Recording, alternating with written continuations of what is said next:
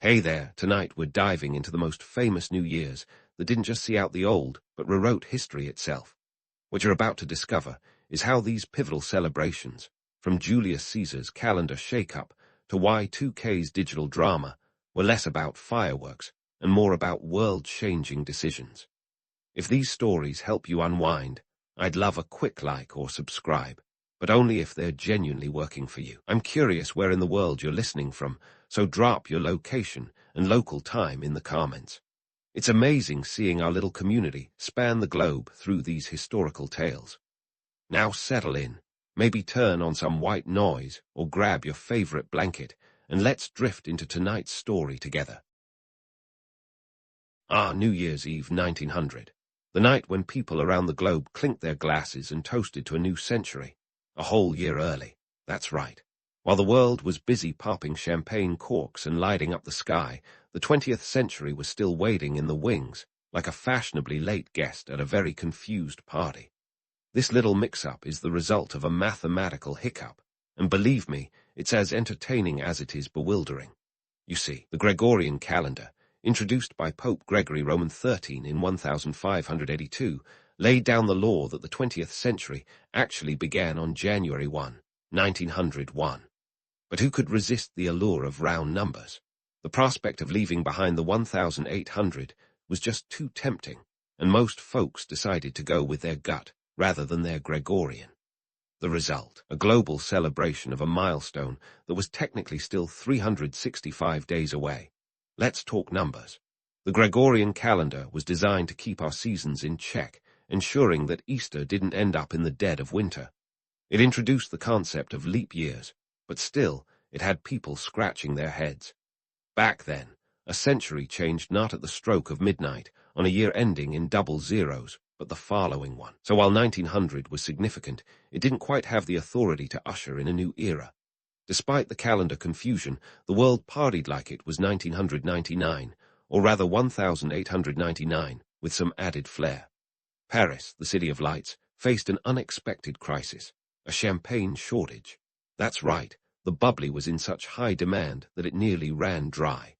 Parisians, known for their joie de vivre, couldn't fathom ringing in the pseudo-century without their sparkling wine. You'd think they were preparing for the apocalypse rather than a calendar quirk. Across the pond in New York City, Times Square was on its way to becoming the epicenter of New Year's Eve revelry. 1900 was no exception. The city put on a dazzling display of electric lights, a relatively new phenomenon that had people gawking. Thomas Edison had only introduced the incandescent bulb 2 decades earlier, so seeing the skyline lit up was like witnessing magic. The New York Times even moved its headquarters to the square that year, setting the stage for the iconic ball drop tradition that would begin a few years later. The turn-of-the-century fervor wasn't just about parties and pyrotechnics, though. It was a time of tremendous change and expectation. The world was hurtling into the future, and people were both excited and terrified of what lay ahead. Innovation was the name of the game. The Wright brothers were busy tinkering away in their bicycle shop, working towards their first powered flight, while Marconi was playing around with wireless telegraphy, the precursor to the radio. The world was on the brink of technological advances that would reshape society. Social norms were shifting too. The suffrage movement was gaining momentum, with women demanding the right to vote, and labor unions were fighting for fair wages and working conditions. The dawn of the 20th century, whenever it was supposed to be, was a period of social upheaval and progress. But let's not get too carried away with romantic notions of a world on the verge of enlightenment. The reality was a mixed bag. Colonialism was still rampant, and empires were stretching their tentacles across the globe, often with devastating consequences for indigenous populations. The Boer War was raging in South Africa, a grim reminder that political power struggles were far from over. In the midst of all this, the average person was just trying to get by. The economic disparities were stark. While some folks were busy dreaming of flying machines and wireless communication, others were simply trying to keep food on the table. The Industrial Revolution had created wealth for many, but it also left a trail of soot-covered workers in its wake, toiling in factories for meager pay. It's easy to understand why people were eager to celebrate, even if they were jumping the gun. New Year's Eve 1900 was a moment to pause, to revel in the progress made, and to muster hope for the challenges ahead. The world was poised on the precipice of modernity, and while the calendar may have been premature, the spirit of change was undeniably in the air. So, whether it was the lure of electric lights in New York or the effervescent charm of champagne in Paris, people around the world embraced the turn-of-the-century celebrations with gusto. They danced, they drank, they dreamt of a future that was just within reach, even if their math was slightly off. And who can blame them? After all, everyone loves a good party, especially when it comes with the promise of a new beginning, even if it's a year too soon. But let's not linger too long on the champagne bubbles and electric lights of 1900, because we've got to fast forward to 1914, when Europe was about to do the diplomatic equivalent of slipping on a banana peel and landing right into the Great War. This wasn't just any geopolitical slip-up. It was the kind of monumental blunder that only a continent full of closely related monarchs could orchestrate. Picture this: Kaiser Wilhelm Roman II of Germany, King George V of Britain, and Tsar Nicholas Roman II of Russia, all grandsons of Queen Victoria, facing off like it was a family reunion gone horribly wrong. You'd think with all that shared DNA, they'd be more inclined to work things out over tea and crumpets rather than bullets and trench warfare. But alas, familial ties weren't strong enough to prevent the catastrophe that would become World War I. Now, if you think today's political landscape is a hot mess, just wait until you hear about 1914. For starters, the year kicked off with a network of alliances as tangled as a pair of earbuds left in a pocket. The Triple Entente, consisting of France, Russia, and Britain, was pitted against the Triple Alliance of Germany, Austria-Hungary, and Italy. And just to keep things interesting, everyone was armed to the teeth with enough military hardware to make even the most ardent pacifist nervous. It was like a high-stakes game of Risk, only there were real consequences, and no one could flip the board in frustration. But let's zoom in on one particularly infamous incident: the assassination of Archduke Franz Ferdinand of Austria on June 28, 1914. This event is often credited with lighting the fuse that set off the powder keg of Europe. Gavrilo Princip, a member of a Serbian nationalist group, pulled the trigger that would echo across the continent. Now, you'd think the death of a single archduke wouldn't be enough to spark a world war. But remember, this was a time when empires were as fragile as a house of cards in a hurricane. The political reaction to the assassination was a masterclass in overreaction. Austria-Hungary issued an ultimatum to Serbia that was so harsh it might as well have come with a pre-written declaration of war. Serbia, unsurprisingly, couldn't meet all the demands, and Austria-Hungary, with Germany's backing, declared war. Cue the domino effect. Russia, bound by its Slavic ties to Serbia, mobilized its army.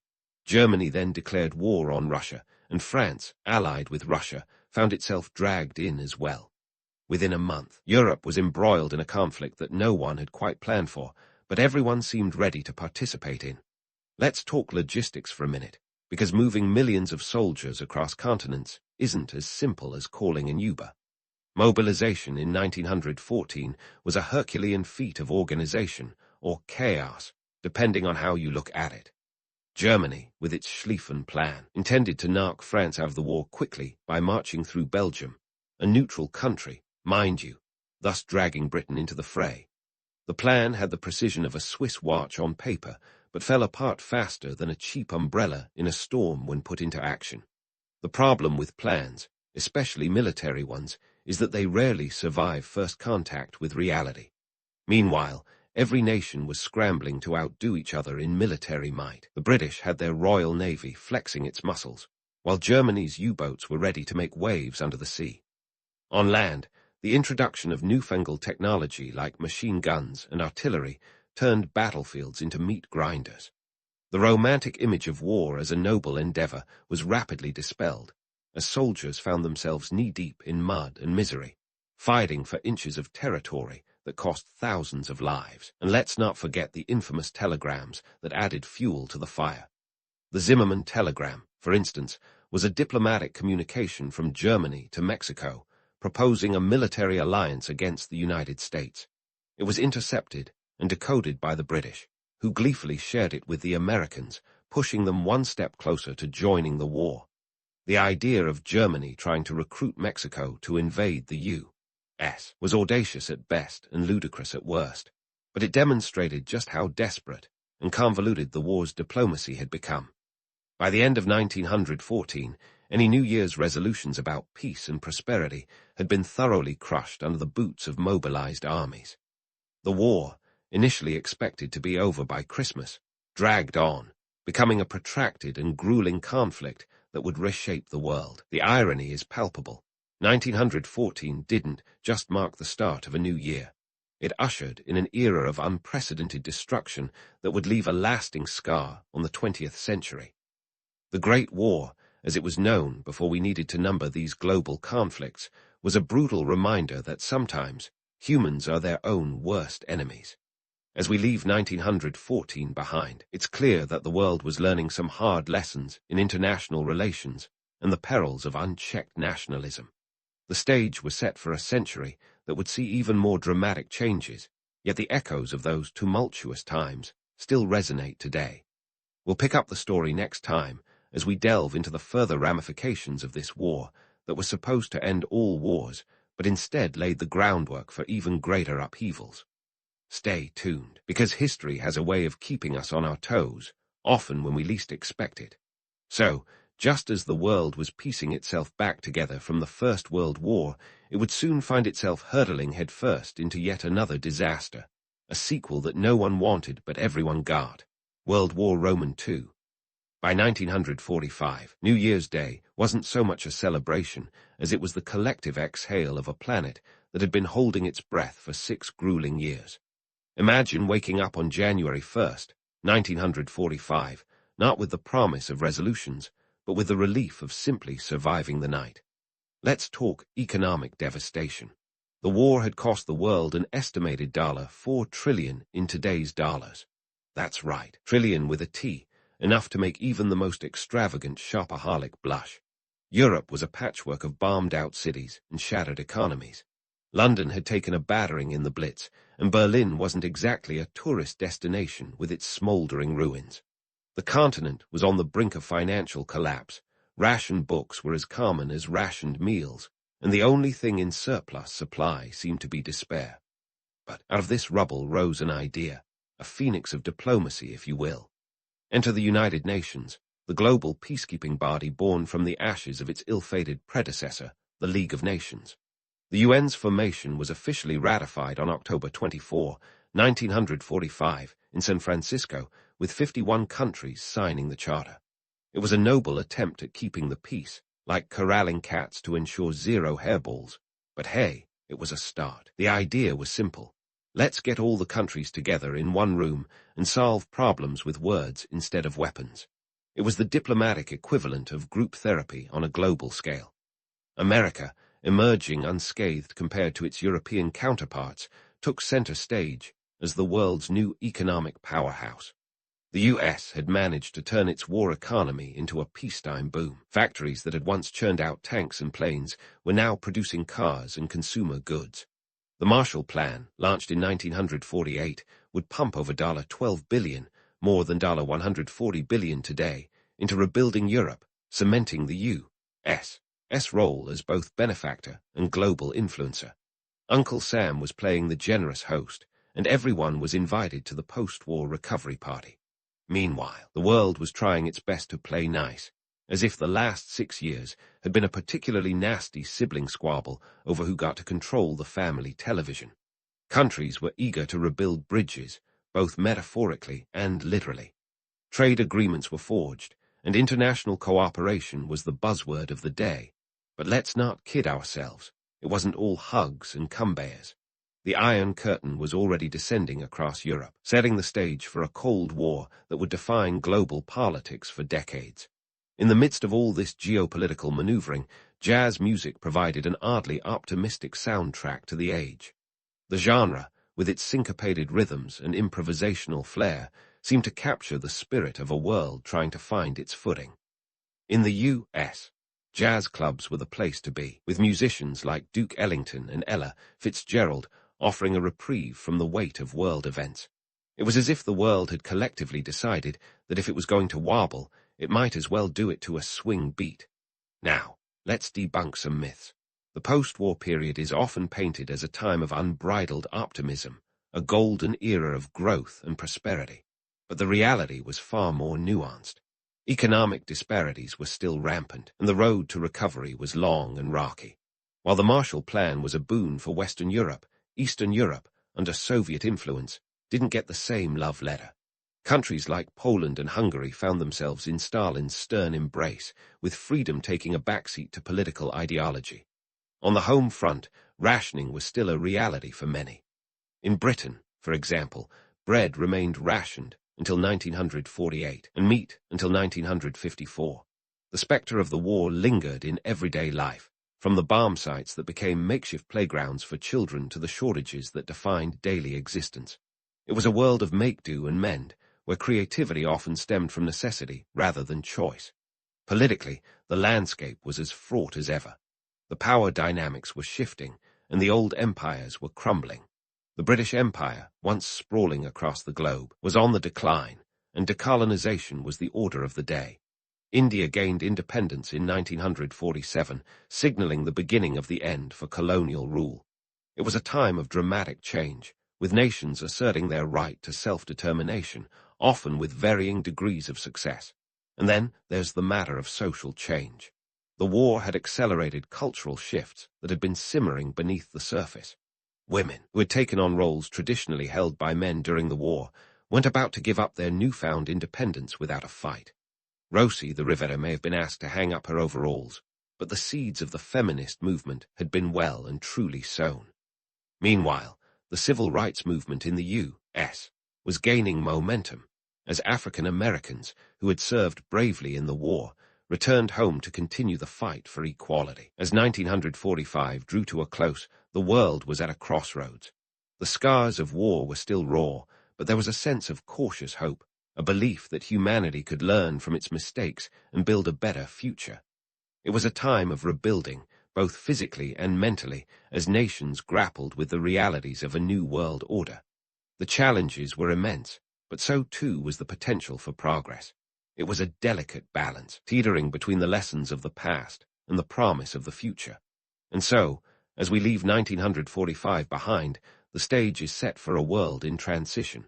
The echoes of war still reverberate, but the whispers of change are growing louder. The story of the 20th century is far from over, and the next chapter promises to be just as compelling. Stay tuned as we continue our journey through history's twists and turns, where the only certainty is that nothing ever stays the same for long. As we leave behind the post-war optimism and tumult, let's fast forward to the brink of a new millennium, 1999, when people were convinced their computers were about to stage a revolt.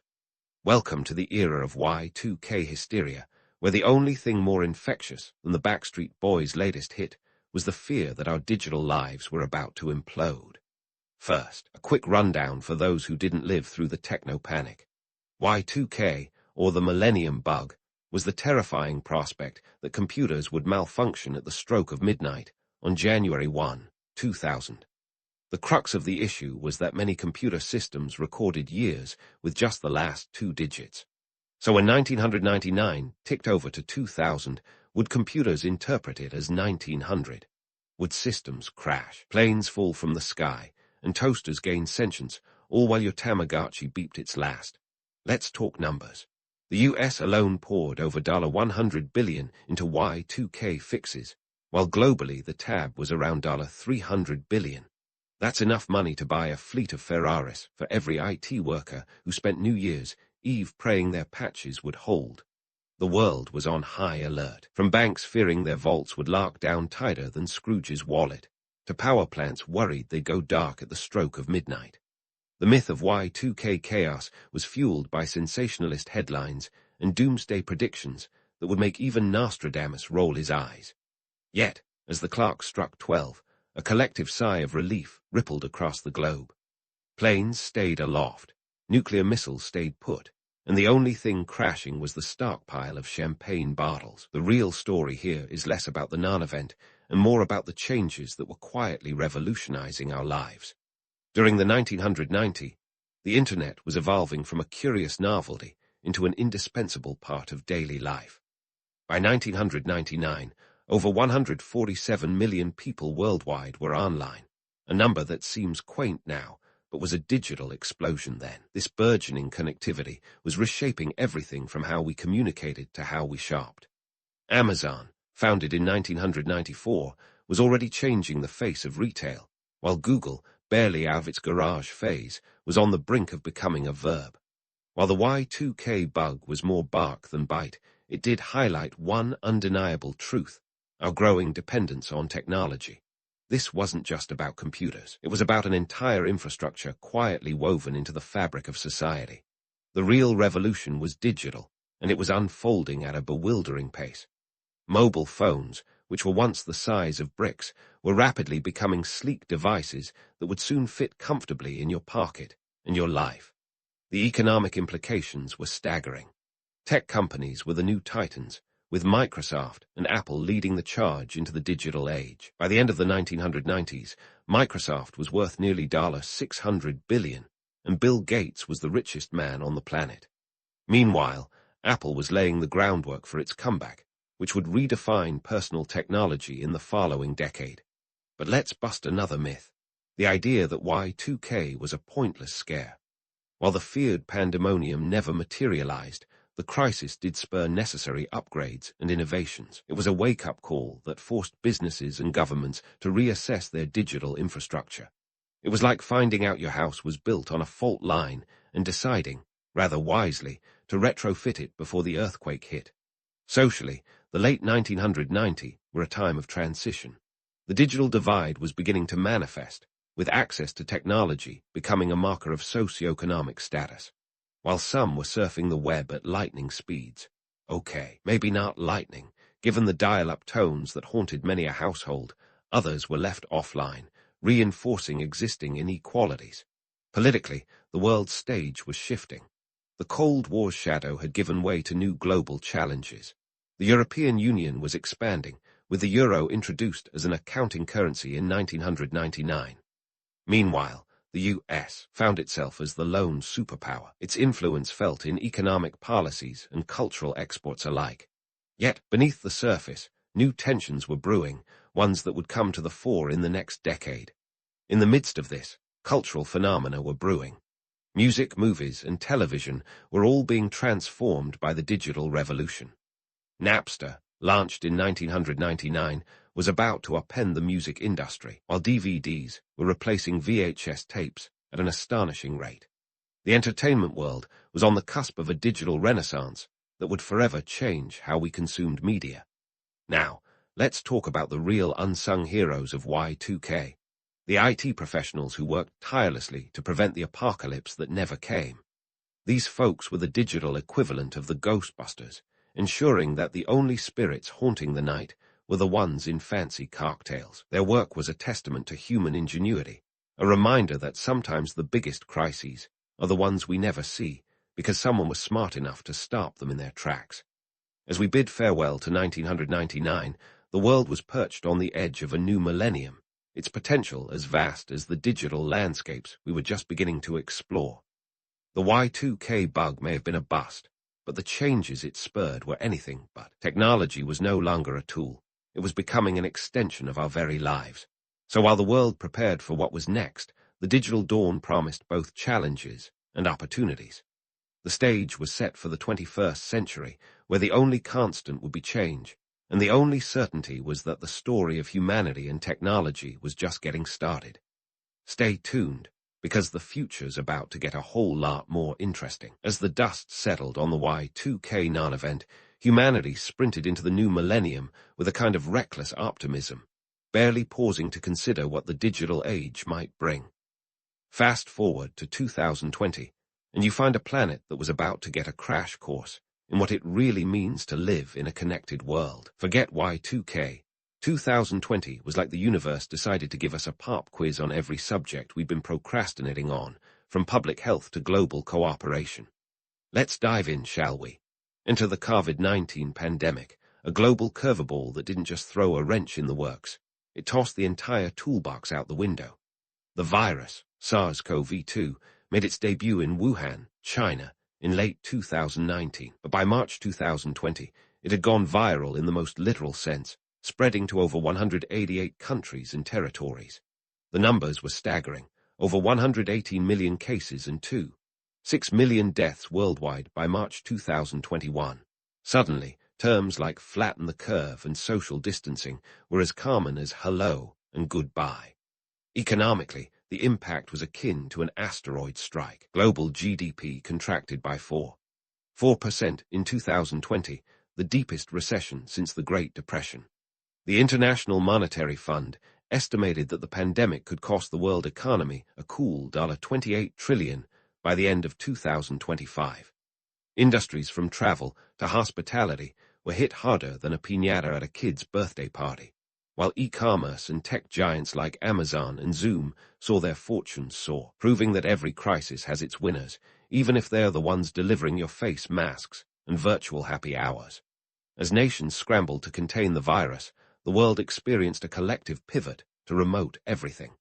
Work, education, even medical consultations moved online faster than you could say broadband speed.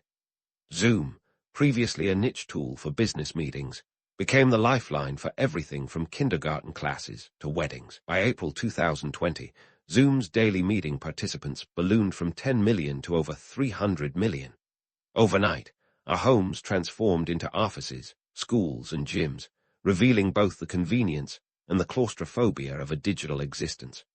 Politically, the pandemic exposed the cracks in global cooperation. The initial response was a patchwork of strategies, with some countries locking down while others hesitated. The World Health Organization faced criticism and praise in equal measure, as countries questioned whether it acted swiftly enough. Meanwhile, the US and China engaged in a blame game that was less about finding solutions and more about scoring geopolitical points. If diplomacy was the proverbial dance, then 2020 revealed just how many nations had two left feet. Now let's talk about the myth of unity and resilience. In the early days of the pandemic, images of Italians singing from balconies went viral, embodying a spirit of solidarity. Yet, as the months dragged on, this unity was tested. Mask mandates and lockdowns became political flashpoints, with debates raging harder than a summer sidewalk. In the US, the phrase, "we're all in this together," often felt like a bumper sticker on a car out of gas. Misinformation spread alongside the virus, challenging public health efforts and turning simple acts like wearing a mask into political statements. But amidst the chaos, there were genuine moments of innovation and solidarity. Scientists achieved in months what usually takes years, developing multiple COVID-19 vaccines with unprecedented speed. By December 2020, the Pfizer-BioNTech vaccine received emergency use authorization, marking a turning point in the fight against COVID-19. It was a testament to what human ingenuity can achieve when the stakes are existentially high. Socially, the pandemic was a great equalizer and a great divider. It laid bare the inequalities in healthcare access, employment, and living conditions. Essential workers, hailed as heroes, often faced the most significant risks with the least protection. Meanwhile, the Black Lives Matter movement gained global momentum, with protests highlighting racial injustices exacerbated by the pandemic's impact on marginalized communities. As 2020 drew to a close, New Year celebrations were a far cry from the usual glittering gatherings. Fireworks displays were replaced by Zoom parties, and Auld Lang Syne was sung off-key over shaky Wi-Fi connections. Instead of resolutions, many simply hoped for survival and a return to some semblance of normalcy. So what do we make of 2020? It was a year that forced humanity to confront its vulnerabilities and adapt at an unprecedented pace. It shattered the illusion that we could ever return to normal and highlighted the need for resilience, not just in the face of disease, but in confronting systemic inequalities and environmental challenges. The pandemic was a harsh teacher, reminding us that while we may be technologically advanced, our social and political constructs are still very much works in progress. In the grand tapestry of history, 2020 will be remembered as a year of upheaval and transformation. It was a stark reminder that the only constant is change, and that humanity is at its best when it rises to meet the challenges that define each era. As we look to the future, the lessons of 2020 will undoubtedly shape the path forward, guiding us toward a world where innovation, compassion, and cooperation are not just aspirations but necessities. And so, as we close this chapter, let's carry forward the hard-earned wisdom of 2020, that we're all in this together, even when we're 6 feet apart. The story of history is far from over, and as new challenges arise, it's up to us to write the next pages with courage and clarity. The future may be uncertain, but one thing is for sure, it's going to be one heck of a ride. So buckle up, because history has a way of keeping us on our toes, often when we least expect it. In the year 1665, young Anne was probably more concerned with her wooden doll than the fact that London was teetering on the brink of chaos. You see, the Great Plague was on its farewell tour, and boy, did it want a grand exit. It swept through the city like a gossip in a royal court, sparing few and leaving the city with a population drop of around 15%. But Anne, born in 1665, was safely tucked away in the countryside, far from the drama and the rats. Luck or royal privilege? Probably a bit of both. Anne's early years were a cocktail of privilege and pandemonium. Born to James, Duke of York, later James Roman II, and Anne Hyde, she was the 4th child in a family tree that resembled more of a tangled vine, with siblings dropping like flies. Only 2 out of 8 children survived to adulthood. Anne's childhood was a masterclass in the harsh realities of royal life. Forget the fairy tales. This was survival of the fittest, Stuart style. By the time Anne was 3, her mother, Anne Hyde, had passed away, leaving her father to juggle the duties of a duke and a dad. Her father was a staunch Catholic, which was about as popular in Protestant England as a fox in a henhouse. This little detail would come back to haunt Anne, but for now, it meant navigating a religious landscape, as tricky as negotiating which fork to use at a royal banquet. Fast forward to 1688, the year of the Glorious Revolution, a name that sounds like it came from a PR firm trying to spin a hostile takeover. James Roman II, Anne's dear old dad, was booted out by William of Orange, who was not only Anne's brother-in-law, but also her cousin. Yes, the family tree really is that convoluted. William and his wife Mary, Anne's sister, waltzed in, and James Roman II was sent packing to France, leaving Anne to straddle a political tightrope with all the grace of a tipsy acrobat. During the Revolution, Anne played the Game of Thrones with more finesse than most. She publicly supported William and Mary, which was a savvy move considering they were now holding the keys to the kingdom. But behind closed doors, family ties were fraying faster than a cheap tapestry. Anne and Mary had once been thick as thieves, but the political upheaval threw a spanner in the works.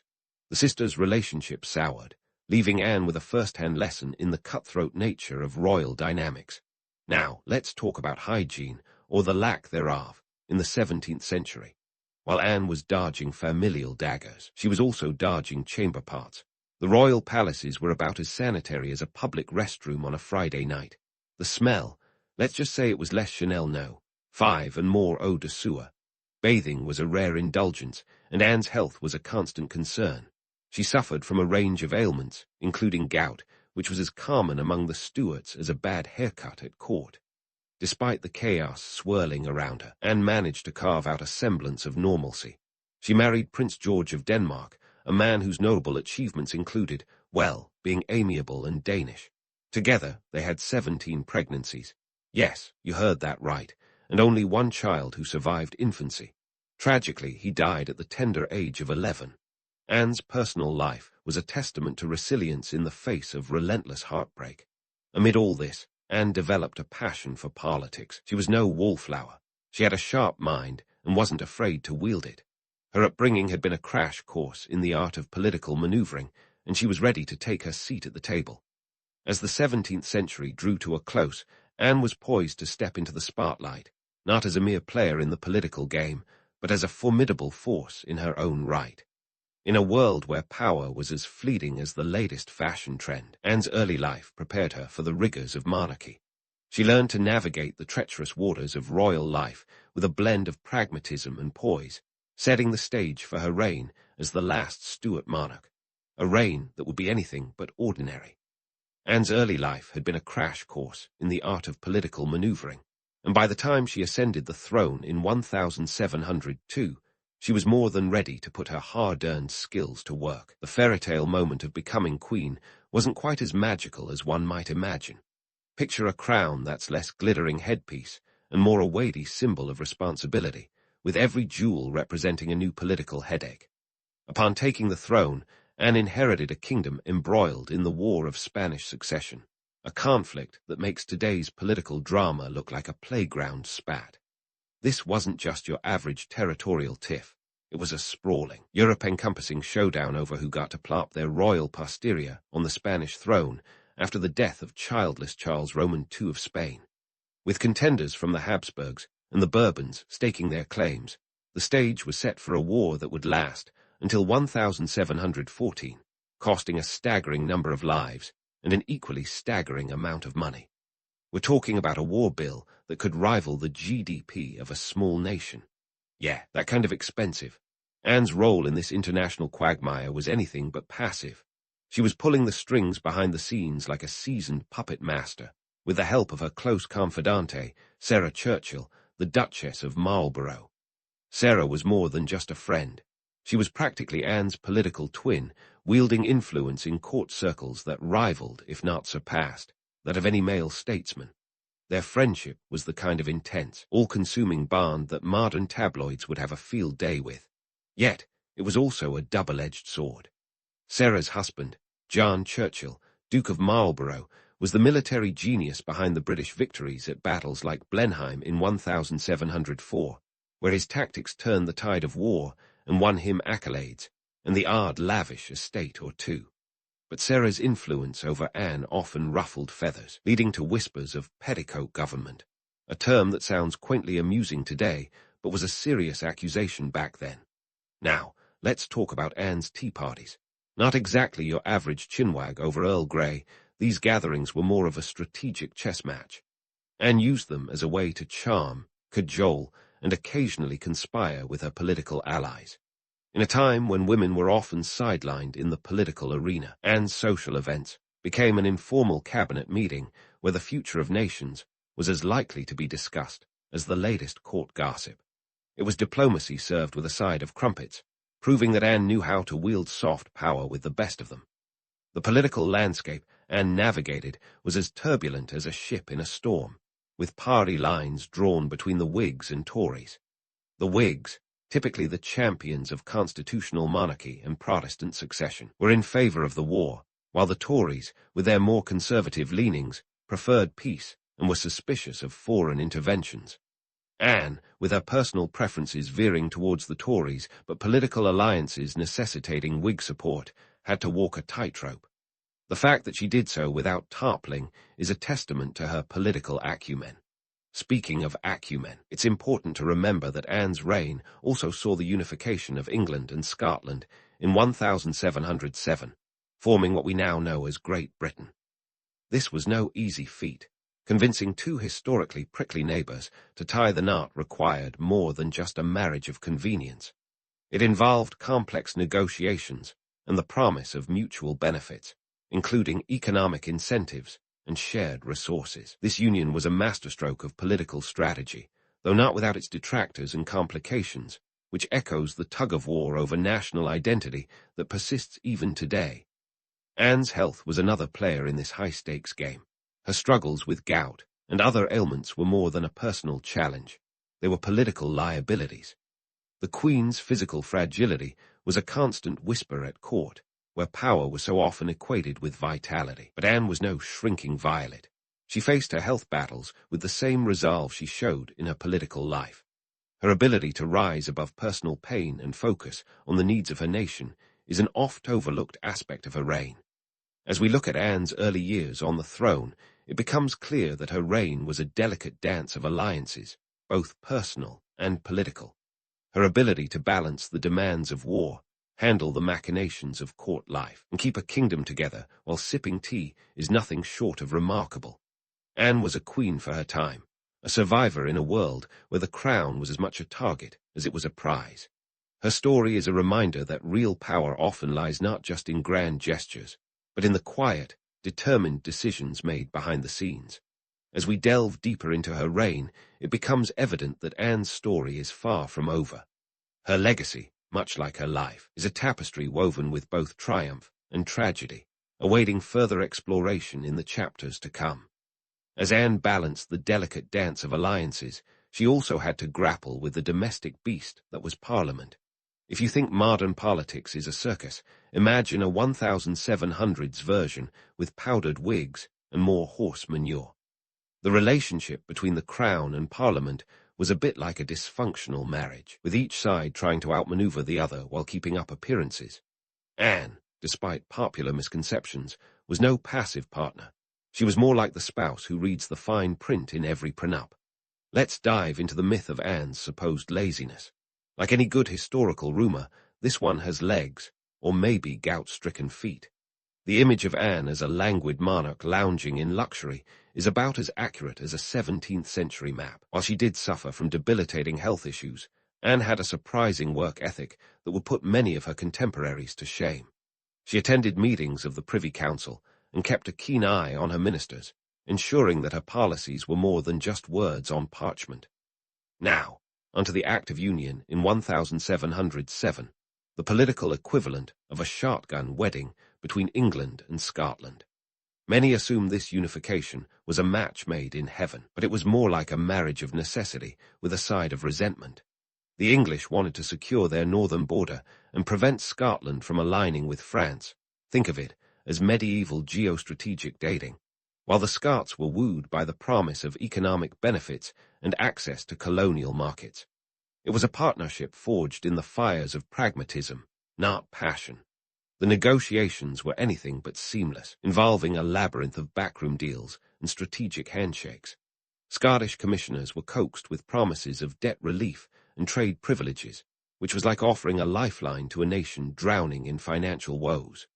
In the end, the Act of Union was signed on May 1, 1707, but not without a fair share of grumbling. Many Scots felt they'd been sold out, and riots broke out in places like Edinburgh and Glasgow. The echoes of this discontent can still be heard today when discussions of Scottish independence come up. Anne's role in the Union was instrumental, though she didn't do it single-handedly. No queen does, despite the Hollywood narratives. She worked closely with her ministers, understanding the need for a united front to ensure stability. Her leadership was subtle yet steadfast, akin to steering a ship through rocky waters while everyone else argued about which way was north. Economically, the Union was a mixed bag. The Scottish economy did see growth, particularly in industries like shipbuilding and textiles, but it was no fairy tale ending. The integration of markets wasn't immediate, and many Scots felt they had traded their sovereignty for a seat at the English-dominated table. But in the grand chess game of European politics, it was a move that strengthened the British position against continental powers. Back to Anne's domestic scene. Her relationship with Parliament was a series of negotiations, nudges, and sometimes outright nudges with a velvet glove. The political landscape was dominated by the Whigs and Tories, and Anne, ever the pragmatic monarch, played both sides like a seasoned poker player. Her personal preference might have leaned Tory, but she wasn't above courting Whig support when it suited her. Anne's political savvy extended to her handling of the Church of England, which was as much a political entity as a religious one. She was a devout Anglican and used her influence to promote the Church's interests, bolstering her position among her subjects. Her reign saw the rise of Queen Anne's Bounty, a fund established to aid poorer clergy members, which was a smart move politically as well as socially. Amidst all this political maneuvering, Anne's health continued to be a concern. Her struggles were constant, but she was anything but idle. Even while bedridden, she dictated letters and made decisions that shaped the course of her kingdom. The image of Anne as a lazy monarch is not just unfair, it's a disservice to a queen who worked tirelessly despite her physical limitations. In the end, Anne's domestic policies and her relationship with Parliament reveal a monarch who was deeply engaged with the governance of her nation. She wasn't just a figurehead. She was a force to be reckoned with, maneuvering through the complexities of politics with a deft hand and a sharp mind. Her story is a testament to the power of quiet determination and the ability to lead in the face of adversity. As we continue to unravel the tapestry of her reign, it becomes clear that Anne's legacy is as intricate and compelling as the era she helped shape. The next chapter of her story promises even more insight into her remarkable journey, a tale of resilience and reign that is far from over. Anne's reign was a masterclass in handling the cards she was dealt, and let's just say her hand was less royal flush and more a mismatched pile. While her political savvy was undeniable, her personal life was a relentless saga of suffering that would make a Greek tragedy look like a sitcom. Let's start with the not-so-glamorous reality of Anne's health. Forget the romanticized image of a queen serenely wafting through the halls of power. Anne was often racked with pain, her joints swollen with gout, a condition so common among royals it practically had a seat at the Privy Council. Gout, often called the disease of kings, was less a badge of prestige and more of a royal pain in the, well, everything.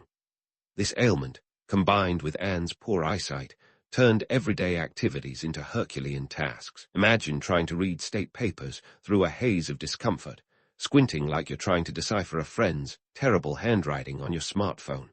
That's how Anne often conducted her royal duties, proving that power doesn't come with a prescription for good health. And then there were the pregnancies. 17 in total, which is enough to make anyone clutch their pearls or reach for a stiff drink. It's easy to romanticize the idea of a queen with a bustling brood, but the stark reality was far from any fairy tale. Anne's pregnancies were a source of profound personal and political heartbreak. Out of those 17, only one child survived infancy, and he tragically died at age 11.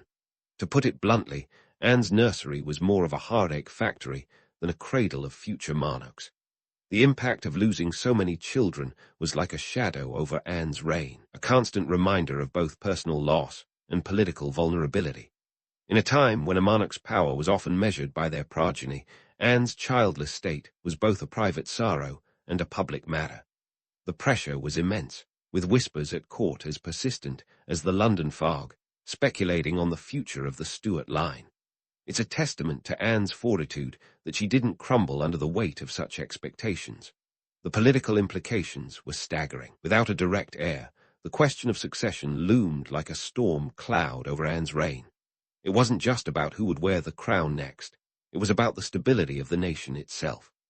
The Act of Settlement in 1701 had already set the stage for a Protestant succession, with the crown designated to pass to Sophia of Hanover and her descendants, a decision that was as much about religious politics as it was about dynastic continuity. Anne's personal tragedies became fodder for political maneuvering, as factions jockeyed for influence over the inevitable transition.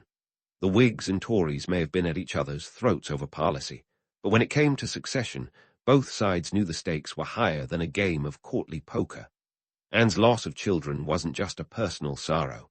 It was a political chess piece, with every miscarriage and stillbirth echoing through the corridors of power. Yet, amid the sorrow, Anne's resilience shone through. She didn't let her personal grief paralyze her reign. Instead, she threw herself into her duties with a resolve that was as impressive as it was necessary. Anne's ability to compartmentalize her personal pain from her public responsibilities is a reminder that even monarchs must navigate the treacherous waters of work-life balance. It's a lesson as relevant today as it was 3 centuries ago, though most of us don't have to worry about the fate of a nation resting on our shoulders while dealing with personal loss. Anne's health struggles and the loss of her children also had a profound impact on her relationships, particularly with her confidante, Sarah Churchill. Their friendship, an intense bond that modern gossip magazines would have salivated over, was both a source of strength and a point of tension. Sarah's influence was undeniable, but Anne's personal tragedies often strained their relationship. The emotional toll of Anne's losses sometimes clashed with Sarah's political ambitions, leading to friction that would eventually unravel their once unshakable alliance. Amidst all this, Anne's reign was far from stagnant. She was deeply engaged with her ministers, actively shaping policy and wielding her influence in ways that were both subtle and significant. Her support of the Church of England, bolstered by her personal faith, was a cornerstone of her political strategy, shoring up her legitimacy while navigating the religious tensions of the era. Anne was no mere figurehead. Her reign was marked by a quiet determination to steer her kingdom through tumultuous times, even as she battled her own private storms. Economically, Anne's reign was a period of growth, albeit uneven. The War of Spanish Succession, while costly, spurred developments in industry and trade. The rise of the East India Company and the expansion of colonial markets were the early rumblings of an empire that would soon span the globe. Anne's ability to balance the economic demands of war with the need for domestic stability was a testament to her political acumen, even if her economic policies were sometimes overshadowed by the larger-than-life figures around her. So, while the romanticized image of Queen Anne might conjure visions of royal splendor, the reality was a complex tapestry of personal loss and political maneuvering. She was a queen who ruled from the heart as much as the head, a leader whose legacy was shaped by both her triumphs and her tragedies. Her health struggles and the loss of her children were not just footnotes in her story.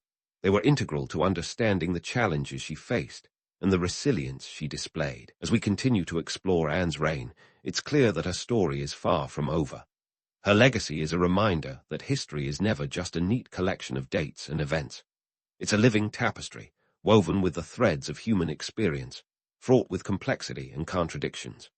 Anne's reign, with all its heartbreaks and triumphs, is a testament to the enduring power of resilience and the indomitable spirit of a queen who faced her challenges head-on, determined to leave her mark on the annals of history. With Anne's reign approaching its swan song, the curtain was beginning to close on the Stuart dynasty. By the early 1710, her health was as precarious as a house of cards in a wind tunnel. She was plagued by gout, dropsy, and a laundry list of ailments that made every day a physical battle. But don't let anyone tell you she was bedridden and useless. The woman worked through pain levels that would send most of us whimpering to bed with a Netflix subscription. As Anne's health waned, so too did the stability of her court.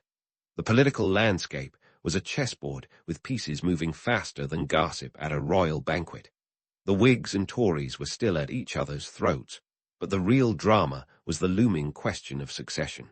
With Anne childless, and the Stuart line on its last legs, the Act of Settlement of 1701 loomed large, promising the crown to the Hanoverians, a German family with a better claim to the British throne than most of us have to our neighbour's Wi-Fi.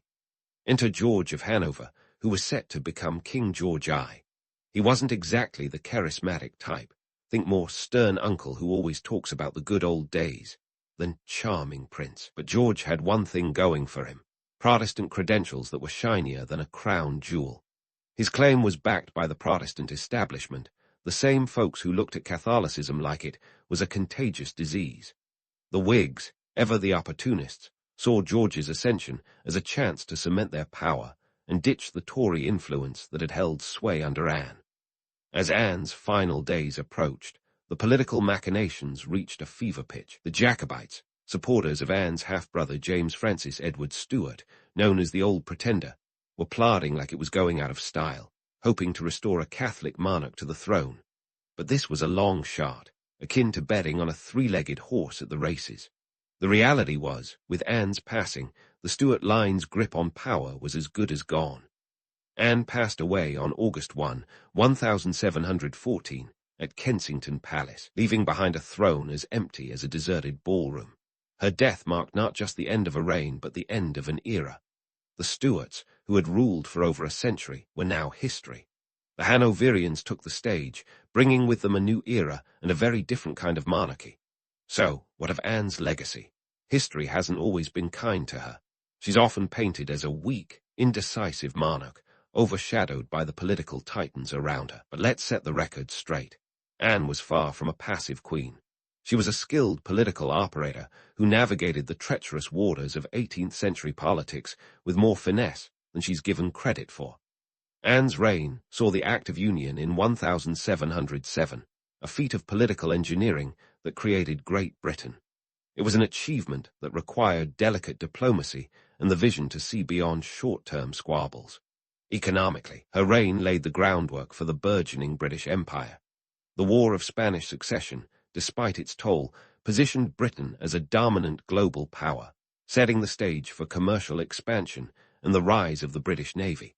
Sure, Anne's story isn't the stuff of sweeping historical epics with dashing heroes and grand romances, but history is rarely that neat.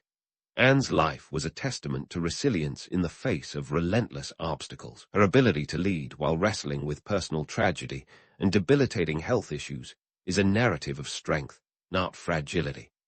The stereotypes of Anne as a weak ruler are more myth than reality, a disservice to a queen who faced immense pressures with grace and determination. She was a monarch who understood the power of alliances, whether through her personal relationships or her political strategies. Her reign was a bridge between the old world of Stuart rule and the new era of Hanoverian influence, a pivotal moment in the tapestry of British history. As we look back on Anne's life, it's clear her legacy is more than the end of the Stuart line. It's a reminder that leadership isn't always about grand gestures and sweeping reforms. Sometimes, it's about the quiet strength to endure, to make tough decisions in the face of uncertainty, and to shape the course of history in ways that aren't immediately visible. Anne's story is a tribute to the power of resilience and the often overlooked complexities of female leadership. In the end, Anne's reign was a study in contrasts: personal sorrow and political triumph, vulnerability and strength, tradition and change. Her story is a rich tapestry of human experience, a reminder that behind every crown lies a complex individual navigating the messy, unpredictable journey of leadership. As the Hanoverians ascended the throne, the world Anne helped shape continued to evolve, building on the foundations she laid. Her legacy is a testament to the enduring impact of a queen who, against all odds, left an indelible mark on history. You're a Scythian, and your day begins not with a gentle sunrise, but a thick, pungent cloud of marijuana smoke. Yep, you heard right. Welcome to the Sweat Lodge, the ancient Scythian version of Spa Day, minus the cucumber water and smooth jazz. Instead, think more along the lines of a heartbox session with your entire village. But before you dismiss this as some ancient Woodstock, there's more going on here than a recreational cannabis party. Let's set the scene. It's around 500 BCE, and the Scythians, a nomadic bunch roaming the steppes of what's now southern Russia and Ukraine, have a reputation for being fierce warriors, and well, for their rather unusual hygiene rituals. According to Herodotus, the Greek historian who moonlighted as a gossip columnist for the ancient world, the Scythians would throw cannabis seeds onto hot stones in a small tent-like structure, creating a smoky sauna that would make even a modern-day yoga retreat look tame.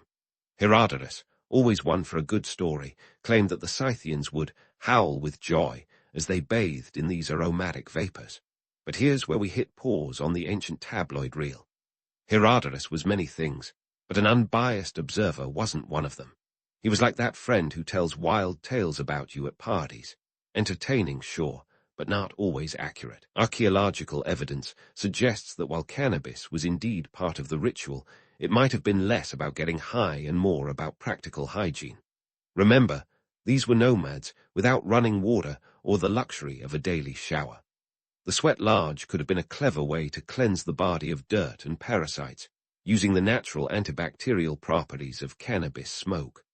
Plus, it was a communal activity, reinforcing social bonds while keeping everyone relatively odor-free. Now, let's address the elephant, or rather, the horse, in the room. The Scythians were renowned horsemen, practically living in the saddle, which means they weren't exactly stopping to bathe at the local river. Enter the Sweat Lodge, a portable, efficient solution to a nomadic lifestyle that prioritized mobility over luxury. And while we can't entirely dismiss Herodotus's tales of euphoric howling, it's worth considering that the Greeks had a knack for sensationalizing the customs of barbarians, a term they used for anyone who didn't speak Greek, which included the Scythians. So, what was it really like inside one of these ancient saunas? Picture a small, felt-covered structure, barely tall enough to stand in. Inside, you'd find heated stones and a pile of cannabis seeds ready to be tossed into the mix. As the seeds hit the stones, the air would fill with a thick, aromatic smoke. The heat would rise, sweat would pour, and the Scythians would chant, maybe to the rhythm of their own pounding hearts. It was a detox session and a spiritual experience rolled into one, with a side of psychoactive exploration. But here's the kicker. While Herodotus painted these sweat lodges as wild parties, The reality likely leaned more towards practicality. In a world without antiseptic wipes or bug spray, the cannabis smoke may have served as a natural insect repellent and a method to ward off lice and other pests. So, while the Greeks might have imagined the Scythians as the original stoners, the truth is that these rituals were as much about survival and community as they were about altered states of consciousness. Now, let's zoom out and consider the broader picture. The Scythians were masters of the steppe, formidable in battle, and yet they were also deeply spiritual, with rituals that connected them to their gods and each other. The sweat lodge was more than a quirky footnote in the annals of history. It was a reflection of their ingenuity and adaptability. It shows us how a society can thrive in harsh conditions by turning the resources around them into tools for health and cohesion. So, next time you hear someone mention the Scythians, remember that their sweat lodges were as much about surviving the raw elements of life on the move as they were about any psychedelic side effects. It's a tale of necessity wrapped in a cloud of smoke, one that challenges our assumptions about ancient peoples and their ways. And who knows, maybe the next time you're stuck in traffic or facing a modern-day stressor, you'll find yourself wishing for a little Scythian-style escape. Just a tent, some heart stones, and a whole lot of herbal incense. And speaking of escapes, let's dive into the Scythian kurgans, the ultimate departure lounges for the afterlife. Picture this, a sprawling burial mound like the ancient world's version of a luxury penthouse, where death was just the beginning of another grand adventure. These kurgans weren't just heaps of earth. They were monumental statements in the barren landscape, each one a testament to a life lived large. And if you thought planning a modern funeral was a logistical nightmare, imagine orchestrating a kurgan burial. We're talking about an operation that could make a royal wedding look like a backyard BBQ. The Scythians, with their flair for the dramatic, believed in equipping their dead with everything they'd need for the next world. And by everything, I do mean everything. Horses, chariots, weapons, jewelry. If it glittered or galloped, it was going in. The more, the merrier, because who wants to start an afterlife without their favorite steed or a bit of bling? This wasn't just about honoring the dead. It was about making sure they rolled into eternity with their status firmly intact. These grand tombs, some reaching up to 20 meters high and 100 meters in diameter, weren't just architectural marvels. They were economic statements. Imagine the resources needed to construct such a mound. Labor, time, and most crucially, livestock. Horses were the Ferraris of the steppe, vital for transport and warfare. Sacrificing them for a burial was like torching your luxury car collection to light up a memorial service. And yet, they did it, because in the world of the Scythians, the life you led paved the road to how you were sent off. But let's not get too swept up in the romance of noble savages sending their kindred to the afterlife in style. Every extravagant kurgan came with a heavy price tag, both literally and metaphorically. The loss of horses and servants wasn't just a ceremonial gesture. It was an economic hit. For a nomadic society, where wealth was measured in livestock and human resources were finite, this was a sacrifice that rippled through the tribe. Imagine your entire workforce suddenly taking an eternal sabbatical. It's no wonder that these burials could only be afforded by the Scythian elite. Now, while it's easy to picture the Scythians as these larger-than-life figures striding across the steppe, it's important to temper that image with a splash of reality. These grand gestures, while awe-inspiring, also highlight the stark inequalities and harsh choices that define their society. The romanticized notion of the Scythians as wild, free spirits clashes with the very real constraints they faced. The kurgans might whisper stories of glory and grandeur, but they also murmur tales of sacrifice and loss. And let's not gloss over the fact that these burial practices would make even the most stoic modern observer raise an eyebrow. In a world where survival was a daily challenge, the deliberate choice to bury valuable resources speaks volumes about the Scythian worldview. It underscores a belief system where the boundaries between life and death were not just blurred, but were part of a continuous journey. They didn't see death as the end, but rather as a transition to a new phase where status and honor were preserved. So, when you think about these ancient mounds dotting the steppe, remember that each one is a chapter in a much larger story. A story of a people who balance the demands of survival with the desire for legacy.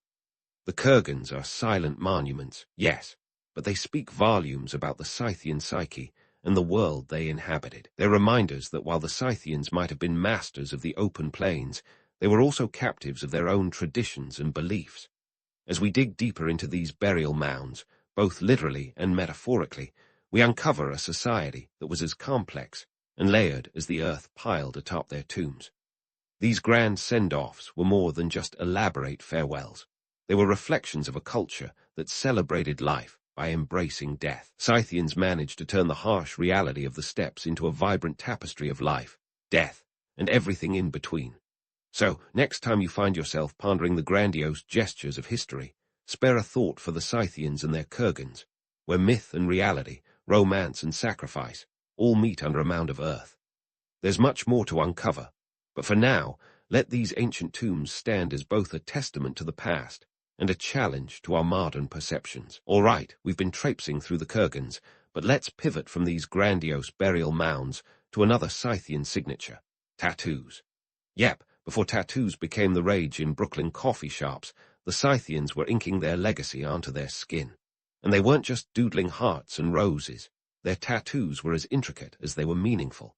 Now, you might be wondering how we know about these ancient tattoos. Enter the frozen Altai Mountains of Siberia, where the ice has preserved Scythian mummies in a state that would make any modern-day embalmer jealous. These ancient inked marvels have been found in the Pazyryk burials, dating back to around the 5th century BCE. Imagine stumbling upon a perfectly preserved mummy, only to find it decked out in elaborate body art that could rival even the most dedicated tattoo enthusiast today. The designs are nothing short of breathtaking. Think of them as a Pinterest board of Scythian artistry. We're talking mythical creatures, wild beasts, and intricate geometric patterns, all swirling together in a captivating tapestry of ink. These weren't just random sketches. They were carefully curated badges of identity and status. In the world of the Scythians, your skin was your canvas, and every mark told a story. But before we get carried away romanticizing these ancient ink masters, let's look at the practical side. Tattoos were more than a fashion statement. They were a social currency. Imagine strutting into a Scythian gathering with a fresh tattoo. Your status instantly skyrockets. These designs weren't just about aesthetics. They were a visual language that communicated everything from tribal allegiance to personal achievements. In a society where oral tradition was key, tattoos offered a permanent record of one's life and legacy. Now, let's bust a myth or two. While it's tempting to picture every Scythian as a fully sleeved warrior, the reality was a bit more nuanced. Tattoos were a luxury, a mark of prestige. Not everyone could afford to be inked, and those who could often wielded significant influence. Think of tattoos as the ancient equivalent of a blue checkmark on Instagram, both a status symbol and a conversation starter. Economically speaking, tattoos were an investment. The process was labor-intensive, requiring skilled artisans who knew their way around needle and ink. And let's not forget the healing process, which, without modern antiseptics, was a gamble in itself. Despite these hurdles, Scythians were willing to pay the price, a testament to the cultural value they placed on these marks. So, why all the fuss over body art? In the harsh reality of nomadic life, tattoos offered a sense of permanence. In a world where possessions were limited to what you could carry, your tattoos were yours to keep, no matter where your journey led. They were personal and portable, a constant reminder of your identity in an ever-changing landscape. Political and social dynamics also played a role. Tattoos were a tool of diplomacy, a way to forge alliances and signify loyalty. Imagine two chieftains comparing ink, each boasting of their tribe's achievements and prowess. In this context, tattoos were more than skin-deep. They were a testament to one's place in the complex web of Scythian society. But let's not get too swept up in the romance of it all. The process of getting a tattoo back then wasn't exactly a walk in the park. No sterile needles or soothing ointments here, just raw, unfiltered pain. And yet, for the Scythians, this was a rite of passage, a sacrifice made in the name of identity and honor. As we continue to peel back the layers on Scythian culture, it's clear that their tattoos were more than just pretty pictures. They were a living record, a personal history etched into the flesh. They tell us about the values and beliefs of a people who, despite their reputation as fierce warriors, had a deep appreciation for art and symbolism. So, next time you see someone flaunting a new tattoo, remember that they are part of a tradition that stretches back thousands of years. A tradition that speaks to our innate desire to tell our stories and mark our place in the world. It's a reminder that even in the most ancient of times, the Scythians knew how to leave a lasting impression, one that goes beyond the grave and into the annals of history. And as we ponder this indelible legacy, let's gear up for the next chapter of our Scythian saga, because while tattoos offer a glimpse into their world, there's still so much more to uncover about these enigmatic nomads of the steppe. From the battlefield to the banquet hall, the Scythians continue to challenge our perceptions and invite us to dig deeper into their mysterious past. As we ponder the Scythians' indelible ink and their penchant for making history with a needle, let's pivot to their reputation as the original horseback badasses. Forget the Wild West. The Scythians were pulling off legendary mounted feats centuries before cowboys even considered darning spurs. These nomadic warriors were the undisputed masters of the steppe, and their prowess wasn't just the stuff of tall tales. It was a relentless reality for anyone unfortunate enough to face them in battle. You see, the Scythians weren't just your everyday horse enthusiasts. They practically lived in the saddle, treating horses like the Swiss army knives of the ancient world. Need transport, saddle up, warfare, grab a bow, impress a neighboring tribe, show off some equestrian acrobatics. This wasn't just a lifestyle choice. It was a tactical advantage that left their enemies eating dust, literally. Now, let's bust a few myths while we're at it. The romantic image of Scythian horsemen as untamed warriors with flowing hair and a wild gleam in their eyes has its appeal, but the truth is both less glamorous and more impressive. Their real strength lay in their strategic genius. Imagine facing a cavalry that could strike with the speed of a lightning bolt and vanish just as quickly into the grasslands. We're talking hit-and-run tactics that would make even modern military strategists nod in admiration. So, how did these nomadic folks pull off such feats? It all boils down to their mastery of mounted archery.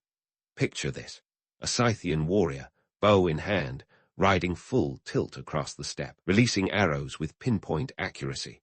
The secret sauce was their composite bows, a technological marvel of the time. Made from wood, horn, and sinew, these bows packed a punch, launching arrows with enough force to pierce armor at up to 150 meters.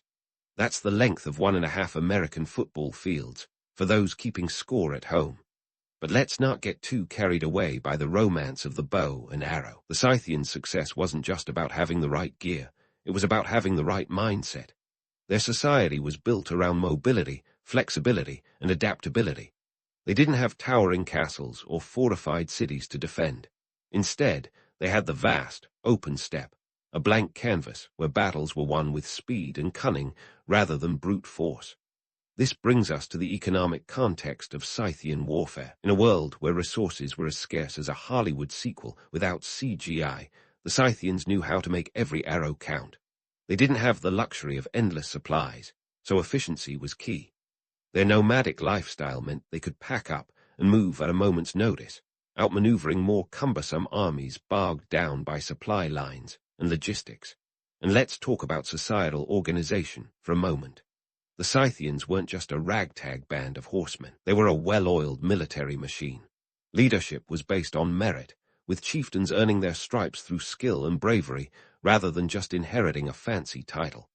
This meritocracy ensured that the best and brightest were leading the charge, making strategic decisions that kept their enemies guessing and their allies on side. Their impact on neighboring civilizations was profound. Greek historians like Herodotus might have painted them as barbaric, but there's a reason the Greeks took them seriously.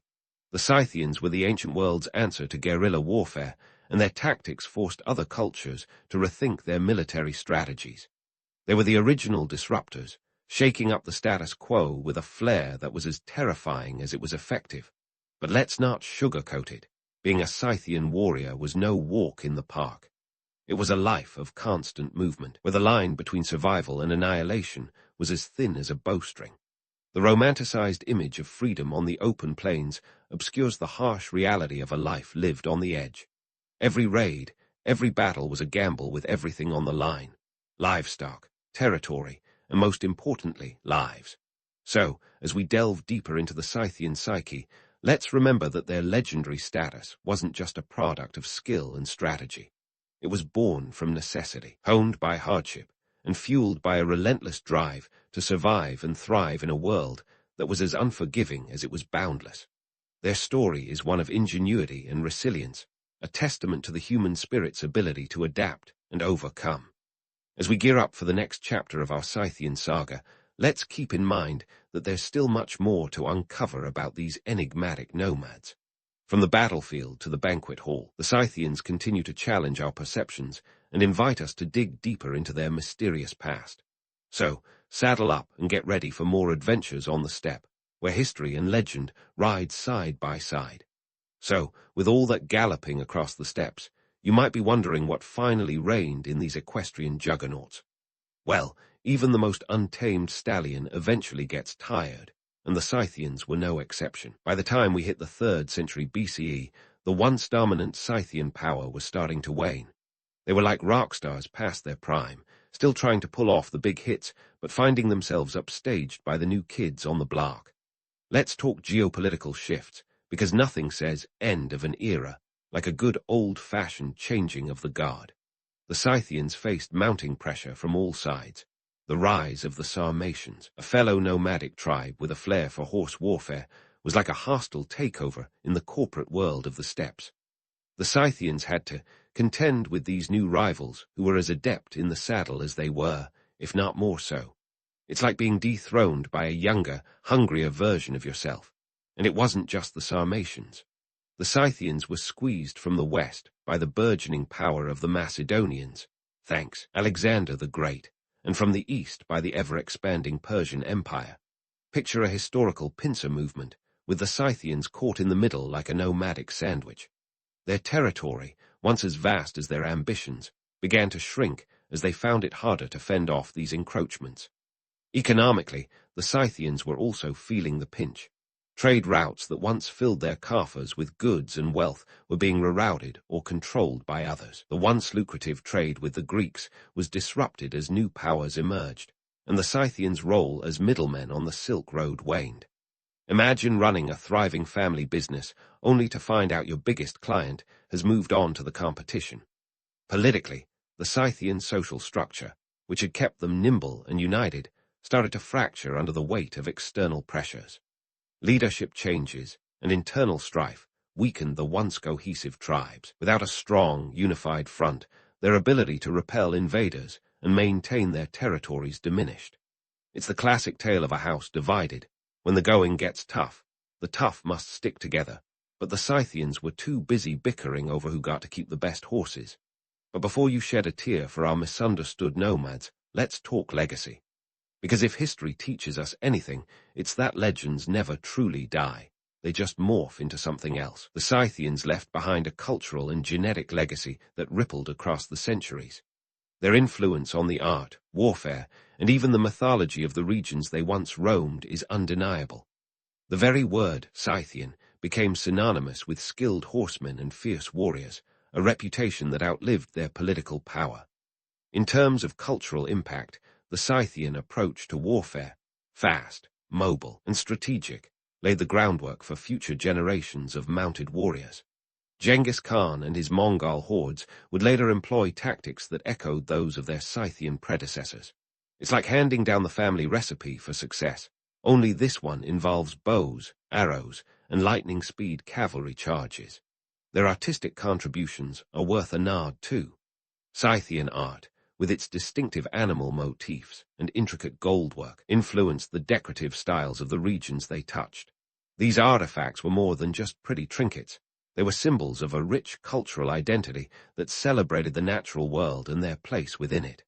When you see a piece of Scythian gold, you're looking at a snapshot of their worldview, one that melded the fierce beauty of the animal kingdom with the artistry of human craftsmanship. And let's not forget the myths. The Scythians, like any good historical figure, inspired tales that blurred the lines between fact and fiction. Herodotus may have exaggerated their cannabis-fueled social gatherings, but these stories contributed to a mystique that continues to captivate. In the end, the Scythians became larger than life, their real achievements mingling with the myths spun by those who encountered or merely heard about them. So, what do we take away from the Scythian saga? It's a story of adaptability, of seizing the moment, of leaving a mark that transcends time. The Scythians remind us that even in the harshest of landscapes, a culture can thrive and innovate, turning necessity into an art form. They challenge our perceptions of ancient societies, showing us that the line between barbarian and civilized is as thin as a bowstring. As we close the chapter on the Scythians, think of them not as a lost civilization, but as a vital thread in the tapestry of history, a thread that weaves through the ages, coloring our understanding of what it means to be human. From their sweat lodges to their tattoos, from their kurgans to their cavalry charges, the Scythians lived life at full gallop, leaving behind a legacy that, much like their arrows, flew far and struck deep.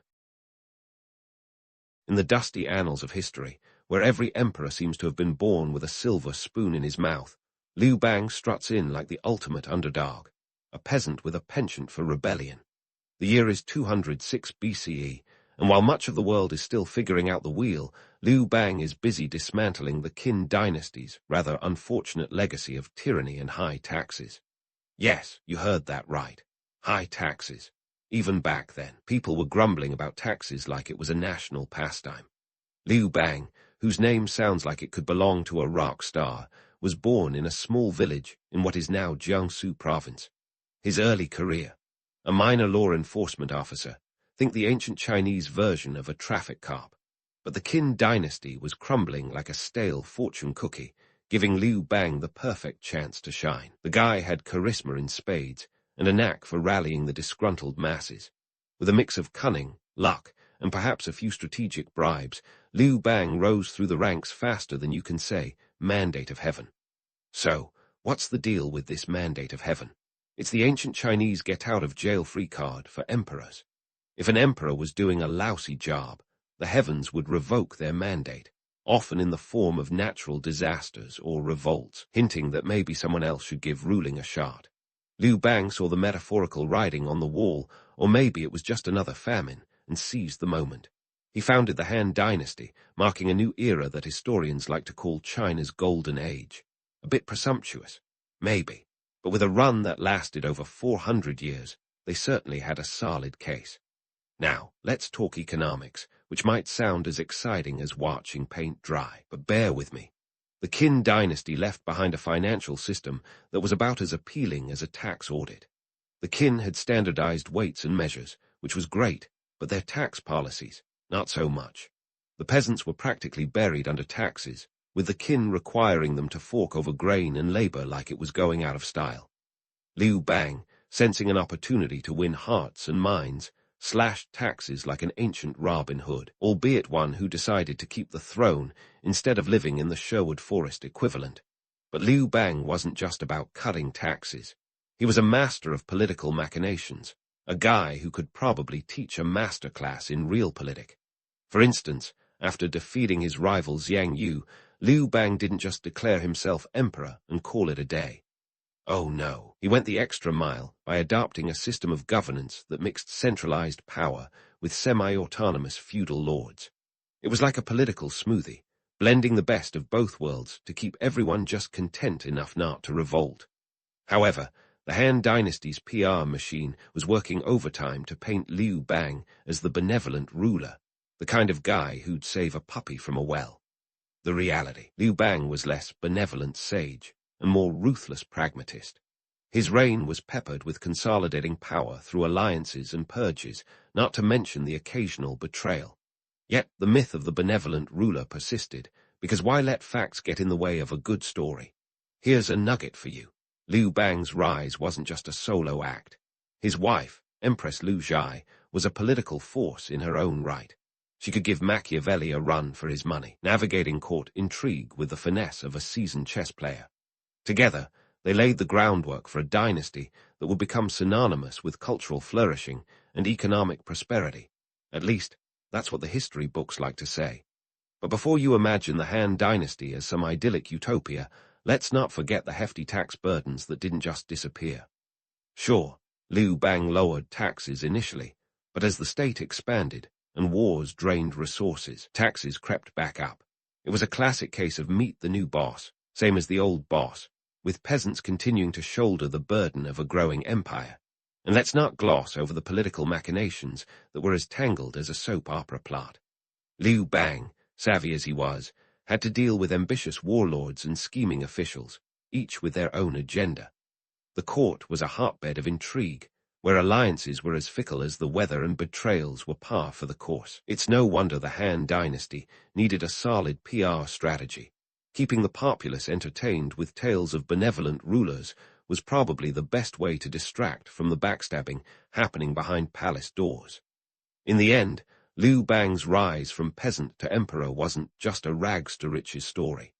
It was a testament to the power of adaptability, cunning, and a keen understanding of human nature. The economic and political landscape he navigated was as treacherous as a minefield, but Liu Bang managed to emerge victorious, setting the stage for a dynasty that would shape China's future. And while the myth of the benevolent ruler may have been more fiction than fact, it sure makes for a compelling story. After all, who doesn't love a good legend, even if reality is a bit more, shall we say, complicated? As the Han Dynasty settled into its golden throne, it wasn't content to just lounge around in its newfound comfort. No, the dynasty had ambitions bigger than Liu Bang's origin story. Expansion was the name of the game, and the Han were about to play it like an ancient risk board. If you thought securing the mandate of heaven was tricky, try maintaining it while expanding your borders without breaking the imperial piggy bank. The Han Dynasty had its eyes set on the West, mainly because they'd heard some tantalizing whispers about a thing called the Silk Road. But before we get into the not-so-glamorous details of this ancient trade route, let's talk about the empire's military exploits. Under the rule of Emperor Wu, who took the throne in 141 BCE, the Han got a serious military upgrade. Think of Emperor Wu as the dynasty's equivalent of that friend who can't stop conquering countries in a strategy game. He expanded the empire's territory north to the steppes and west into Central Asia, making the empire a sprawling giant that covered over 5 million square kilometers. That's right, the Han Dynasty was like the ultimate real estate developer of its time. Of course, all this expansion didn't come cheap. Maintaining an empire is about as affordable as a New York penthouse, only with less room service and more hungry soldiers to feed. The Han poured resources into their military campaigns, with a budget that would make a modern defense department blush. Emperor Wu's wars against the Xiongnu, a nomadic confederation in the north, were particularly draining, costing the empire thousands of lives and untold amounts of gold. But hey, control over the trade routes had its perks, which brings us back to that infamous Silk Road. Ah, the Silk Road. The name conjures images of exotic caravans laden with fine silks and spices, meandering through desert landscapes under a moonlit sky. Reality check. This wasn't your ancient version of rodeo drive. The Silk Road was more like a rugged obstacle course that would test the patience of any traveler. Stretching over 4,000 miles from China to the Mediterranean, it was less a single road and more a network of trade routes. Calling it luxurious is like calling a cross-country road trip in a beat-up station wagon a luxury vacation. The Silk Road's inception under the Han wasn't just about economic gain. It was a strategic move to secure alliances and influence. In 138 BCE, Zhang Qian, a Han envoy, embarked on a mission to the west to establish relations and scout potential allies against the Xiongnu. Spoiler alert, he was captured by the Xiongnu and held for 10 years. Talk about a detour. But when he finally returned, he brought back tales of distant lands and the potential of trade that would whet the empire's appetite for expansion even further. Now about those luxuries. Yes, the Silk Road did see its share of silk, spices, and other exotic goods, but the journey was no walk in the park. Merchants faced bandits, treacherous terrain, and extreme weather conditions. The Gobi Desert wasn't exactly a five-star accommodation, and the mountain passes were less picturesque and more perilous. Caravans had to be well provisioned and heavily guarded, which meant the cost of doing business was sky-high. If you made it to your destination with all your merchandise and most of your limbs intact, you were doing better than most. Yet, despite the hardships, the allure of the Silk Road persisted, weaving a tapestry of cultural exchange that would shape civilizations for centuries. It wasn't just goods that traveled these routes, but ideas, religions, and even diseases. The exchange was as much about philosophy and art as it was about profit, with Buddhism, for example, hitching a ride into China along these very paths. The Silk Road was, in essence, the ancient world's internet, connecting places and peoples in a web of interaction that defied the isolation of distance. But while the romance of the Silk Road captivates the imagination, it's worth remembering that this was not a world of seamless connections and easy travel. It was a harsh, sometimes brutal reality where the stakes were high and the risks even higher. Maintaining such a vast network required more than just military might. It demanded administrative acumen and a treasury that could withstand the pressures of war and trade. The Han Dynasty, for all its glory, wasn't immune to the strains of empire building. As taxes inevitably crept back up to fund these ventures, the peasant class felt the pinch. The very people whose backs the empire was built upon were often the ones left bearing the brunt of its ambitions. And while the Silk Road was a conduit for wealth, it was also a reminder of the empire's insatiable appetite for expansion and control. In the grand tapestry of history, the Han Dynasty's expansion and the Silk Road's inception are threads that tell a story of aspiration and adversity, of legendary exploits and the gritty reality that lay beneath. As the empire stretched its limbs across continents, it was a testament to human ingenuity and resilience, even as it grappled with the logistical nightmares that came with such vast undertakings. The Silk Road's mythos, much like the Han Dynasty itself, is wrapped in layers of legend and truth. And while we can admire the romance of it all, it's essential to peer beneath the surface, where the dust of history settles on the bones of those who dared to dream big in a world that was anything but small. With every step westward, the Han Dynasty wasn't just expanding territory. It was charting a course for a complex legacy that would echo through the ages, weaving a story of triumphs and trials that continues to captivate even today. And as the Han Dynasty stretched its cultural muscles, it wasn't just about silk and soldiers. Enter the golden age of innovation, where science and art flourished like never before. Picture this. A world where paper wasn't just something you scribbled on, but a revolutionary leap in communication. That's right, the Han Dynasty gave us paper, and not just any paper, actual wood pulp paper. Before this, people were riding on bamboo slips and silk, which, let's be honest, weren't exactly pocket-friendly. Kai Lan, an official at the imperial court, cooked up this newfangled paper in 105 CE, and it wasn't long before paper was flying off the shelves faster than ancient China could keep up with. But the Han Dynasty didn't just stop at paper. They were the original nerds of the ancient world, diving into astronomy, mathematics, and medicine like it was their day job. Ever heard of Zhang Heng? No, not the latest TikTok influencer, but a polymath who could give Da Vinci a run for his money. This guy invented the world's first seismoscope in 132 CE, a contraption that could detect earthquakes. It looked like a giant, ornate urn and would drop a bronze ball from a dragon's mouth when the earth trembled. Talk about an early warning system. And speaking of heavenly bodies, the Han were all about celestial observations. They mapped the stars with a precision that would make NASA nod in approval. Their star catalogues laid the groundwork for future astronomers and showed an understanding of the cosmos that was light years ahead of their time, or at least ahead of most of their neighbors. While science was reaching for the stars, art was keeping things grounded with a splash of elegance. Han art was all about realism and naturalism. They crafted intricate jade carvings, pottery, and bronze sculptures that captured the essence of everyday life, from bustling market scenes to serene landscapes. The famous Flying Horse of Gansu, a bronze statuette, is a testament to their skill, showing a horse galloping with one hoof poised delicately on a swallow's back. It's art with a side of physics, balancing elegance with motion. Yet, as culture and technology soared, Confucianism was subtly weaving its way into the fabric of Han society. Now, Confucius might sound like the kind of guy who'd ruin a party with talk of filial piety and moral rectitude, but his teachings were the glue holding the empire together. The Han Dynasty took Confucianism and ran with it, making it the official state philosophy. It was like turning Confucius into the ancient world's opera. Everyone got a dose of his wisdom.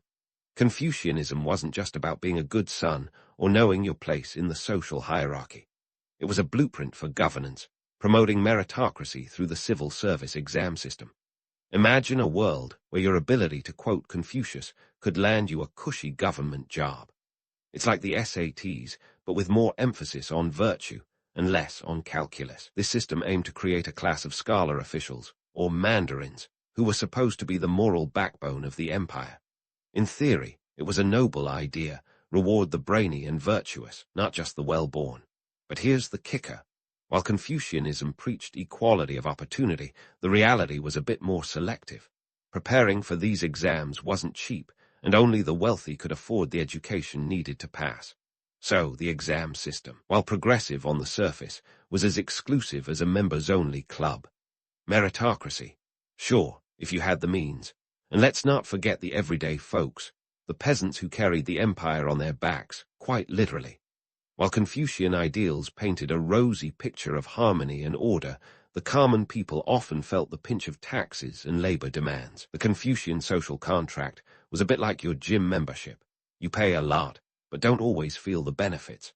The peasants were the unsung heroes, toiling away while the elite debated philosophical nuances over a cup of tea. Despite these disparities, Confucianism's emphasis on hierarchy and duty created a sense of stability that held the sprawling empire together. It was the social superglue that kept things from falling apart at the seams. But like any glue, it had its flaws. It reinforced social stratification, and at times stifled innovation by prioritizing tradition over change. So, while the Han Dynasty basks in its golden age glow, let's not forget the shadows lurking behind the grandeur. The romanticized vision of a harmonious utopia was, for many, a distant dream overshadowed by the harsh realities of daily life. Yet, the legacy of the Han's cultural achievements, their scientific prowess, and Confucian ideals would echo through history, laying the groundwork for future generations to build upon. As we wrap up this chapter of the Han Dynasty's cultural escapades, it's clear that their contributions were as complex as they were enduring. The dynasty was a tapestry of triumphs and trials, woven with threads of ambition, intellect, and a touch of celestial wonder. And while the legends of the Han continue to captivate, it's the gritty, unvarnished truths that provide the depth and texture to their storied past. With more tales to unravel, the Han Dynasty's saga is far from over, leaving us eager to uncover the next chapter in this epic historical tale.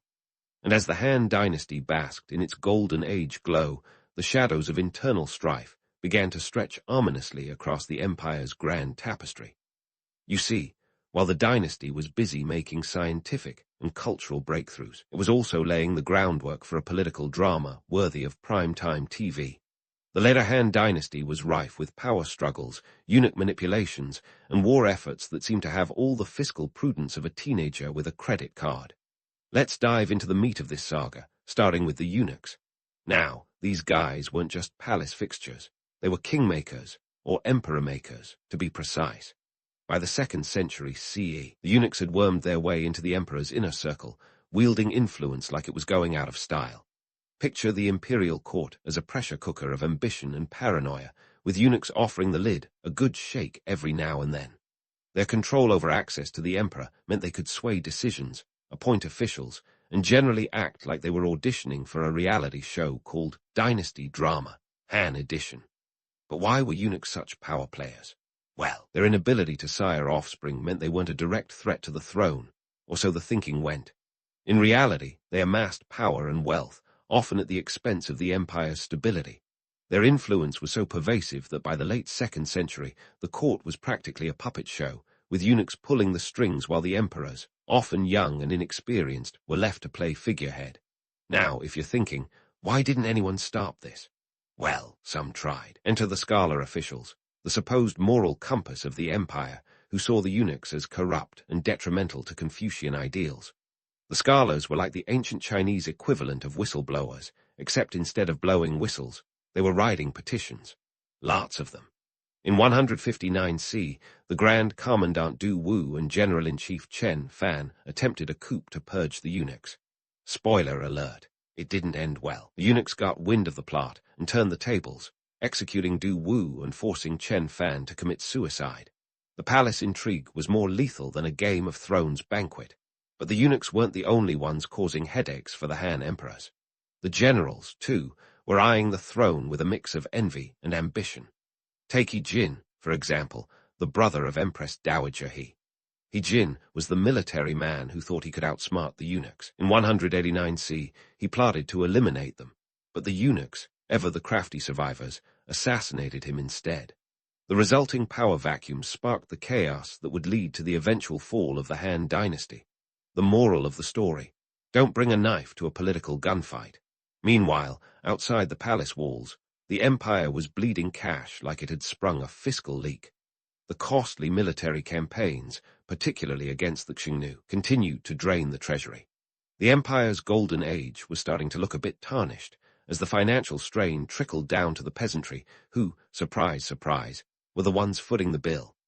Higher taxes and compulsory labor were the order of the day, and the peasants were growing restless.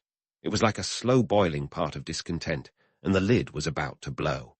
And blow it did, in the form of the Yellow Turban Rebellion in 184 CE. Led by Zhang Ju, a charismatic healer turned revolutionary, the rebellion was fueled by a mix of Taoist millenarian beliefs and sheer desperation. Zhang Ju promised an end to the suffering, channeling the peasants' frustration into a movement that threatened the very fabric of the empire. Over 360,000 rebels donned yellow scarves and took up arms, turning the Han heartland into a battlefield. The rebellion was eventually quashed, but it had left the empire weakened and on the brink of collapse. The warlords, who had been called upon to suppress the uprising, now held power in their respective regions, with little loyalty to the central government. The stage was set for a fragmented China, where regional strongmen ruled like mini-emperors. The Han Dynasty, once a unified colossus, was starting to look more like a patchwork quilt of competing interests. And let's not forget the weather. Yes, even Mother Nature had it out for the Han. A series of natural disasters, including floods and droughts, exacerbated the already dire situation. It's almost as if the mandate of heaven was sending a not-so-subtle memo that the Han's time was up. But who needs divine intervention when you have a perfect storm of internal strife, economic hardship, and political intrigue to do the job? So, as the Han Dynasty limped into its twilight years, it was clear that the Golden Age was more a memory than a reality. The eunuchs, generals, and scholars continued their power plays, while the peasants bore the brunt of their miscalculations. It was a tale as old as time. Those at the top squabbled over power, while those at the bottom paid the price. Yet, despite the chaos, the Han Dynasty's legacy was far from over. Its cultural and technological contributions continued to echo through the ages, even as the political landscape crumbled. And in the rubble of the fallen dynasty, seeds of the future were sown, ready to sprout in a new era. As we gear up to explore the final chapter of the Han saga, remember, history is messy, unpredictable, and often more dramatic than any fiction. And while the Han Dynasty may have been plagued by intrigue and infighting, its story remains a testament to the complexity of human ambition and the relentless march of time. So, stay tuned as we unravel the last threads of this epic tale, where the fall of an empire paves the way for new beginnings. And so, as the curtain fell on the Han Dynasty's illustrious run, let's dive deeper into the economic and social quagmire that sealed its fate. By 220 C, the Han Dynasty was staggering under the weight of its own ambition, like a marathon runner who forgot to hydrate. It wasn't just the eunuchs and warlords that were wreaking havoc. The empire's financial woes were the real silent killers. The state treasury was emptier than a philosopher's wine bottle after a long night of contemplating the meaning of life. Endless military campaigns and extravagant court expenses had drained the coffers faster than you can say fiscal responsibility. Let's start with the money trail, or lack thereof. The Han government's revenue relied heavily on two things: land taxes and a labor system called corvée. Land taxes were levied on the empire's farmers, who were already struggling due to inconsistent harvests. Picture this: a farmer working from dawn till dusk, only to have a substantial portion of his crops whisked away to feed an ever-hungry bureaucracy. It was like trying to fill a bottomless pit with a teaspoon. Meanwhile, corvée labor demanded that peasants annually contribute physical work to state projects. On paper, it was a neat system. In reality, it was about as fair as a rigged carnival game. The peasants were left juggling their own survival while fulfilling the empire's demands, a balancing act that often tipped them into poverty. But wait, there's more. The Han emperors had a penchant for minting coins, which sounds great until you realize they were flooding the market with them. This led to rampant inflation, where the value of money spiraled downward like a feather in a windstorm. It was a classic case of too many coins chasing too few goods, leaving the economy in a tailspin. The financial crisis was a slow-motion disaster, eroding the empire's economic stability like sandpaper on wood. Amidst this economic chaos, social tensions were simmering like a pot ready to boil over. The rigid class hierarchy, reinforced by Confucian ideals, created a society where social mobility was about as likely as finding a unicorn in your backyard. Sure, the Han Dynasty was a golden age of cultural achievement, but try telling that to a peasant who couldn't afford a decent meal. The myth of a harmonious society was just that, a myth. In reality, the gap between the haves and the have-nots was as wide as the Great Wall was long. Let's also talk about the Han's foreign policy, or what could charitably be called a policy of let's fight everyone and see what sticks. The never-ending skirmishes with the Xiongnu and other nomadic tribes drained resources and morale. The empire was trying to play global power games with a wallet full of IOUs. What's more, as the central government weakened, regional warlords gained power, carving out their own fiefdoms. It was like the empire had handed out DIY kits for building your own kingdom. By the time Emperor Xian, the last Han emperor, took the throne in 189 CE, the dynasty was a shadow of its former self. He was more a pawn than a king, caught between the ambitions of warlords like Cao Cao, Sun Quan, and Liu Bei. These guys were the rock stars of the Three Kingdoms period, a time when China was as politically fragmented as a jigsaw puzzle, missing half its pieces.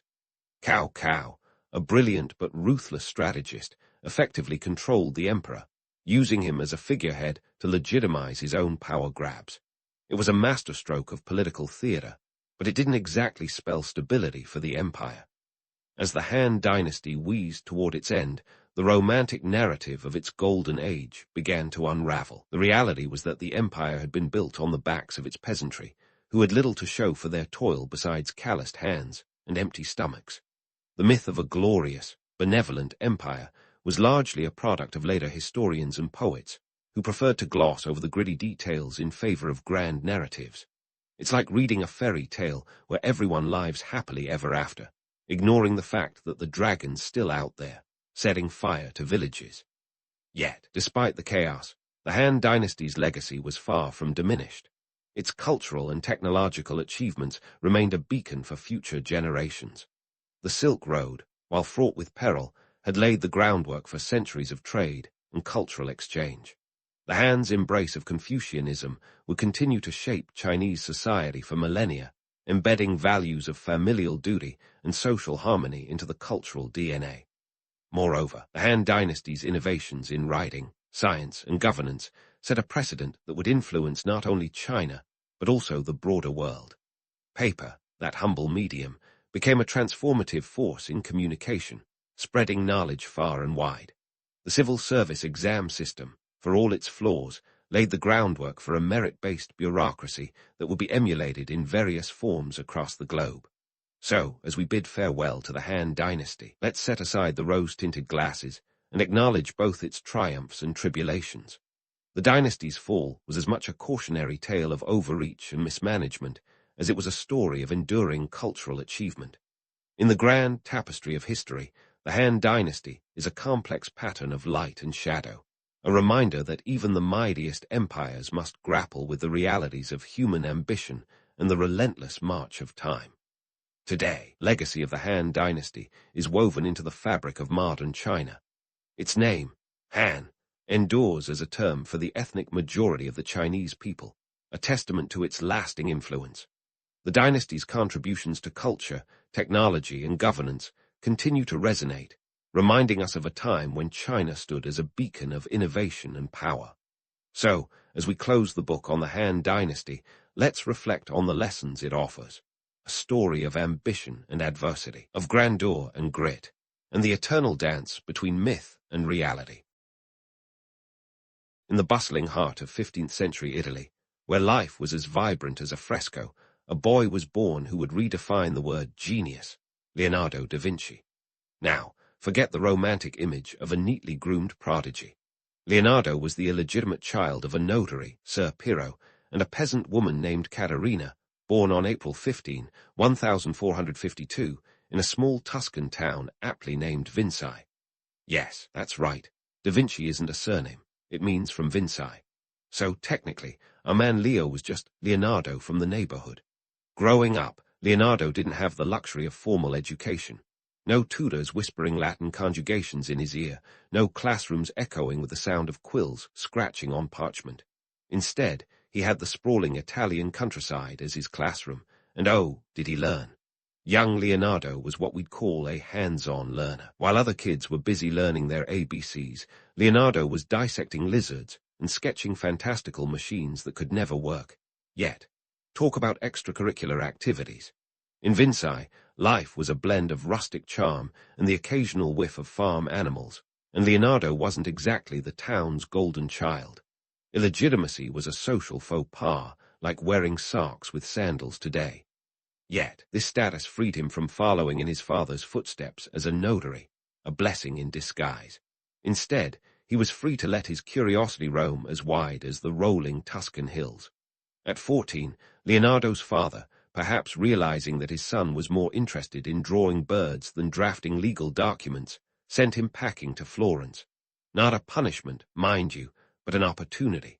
Florence was the epicenter of the Renaissance, a city where art and science were sparking like fireworks on New Year's Eve. It was here that Leonardo became an apprentice to Andrea del Verrocchio, a master artist, and one of the most influential figures of the time. Verrocchio's workshop was a hive of creativity, teeming with apprentices eager to learn the secrets of the craft. Now, Verrocchio was no pushover. He was a man who knew his worth, in both florins and fame, and he expected nothing short of excellence. Leonardo, ever the overachiever, quickly made himself indispensable. Legend has it that during one of their projects, Verrocchio gave Leonardo the task of painting an angel in the corner of a large canvas. When Verrocchio saw the angel, its grace, its delicacy, he supposedly vowed never to paint again because this kid's talent was just that intimidating. Whether or not this story is true, it paints a vivid picture of Leonardo's burgeoning skill. But Leonardo wasn't just about paint and brushes. His mind was a whirlwind of ideas, a chaotic jumble of inventions, sketches, and observations. While working with Verrocchio, he dabbled in engineering, drawing designs for cranes, flying machines, and other contraptions that looked like they fell out of a steampunk novel. He even came up with designs for weapons of war, because, let's face it, in Renaissance Italy, if you weren't innovating for art, you were innovating for battle.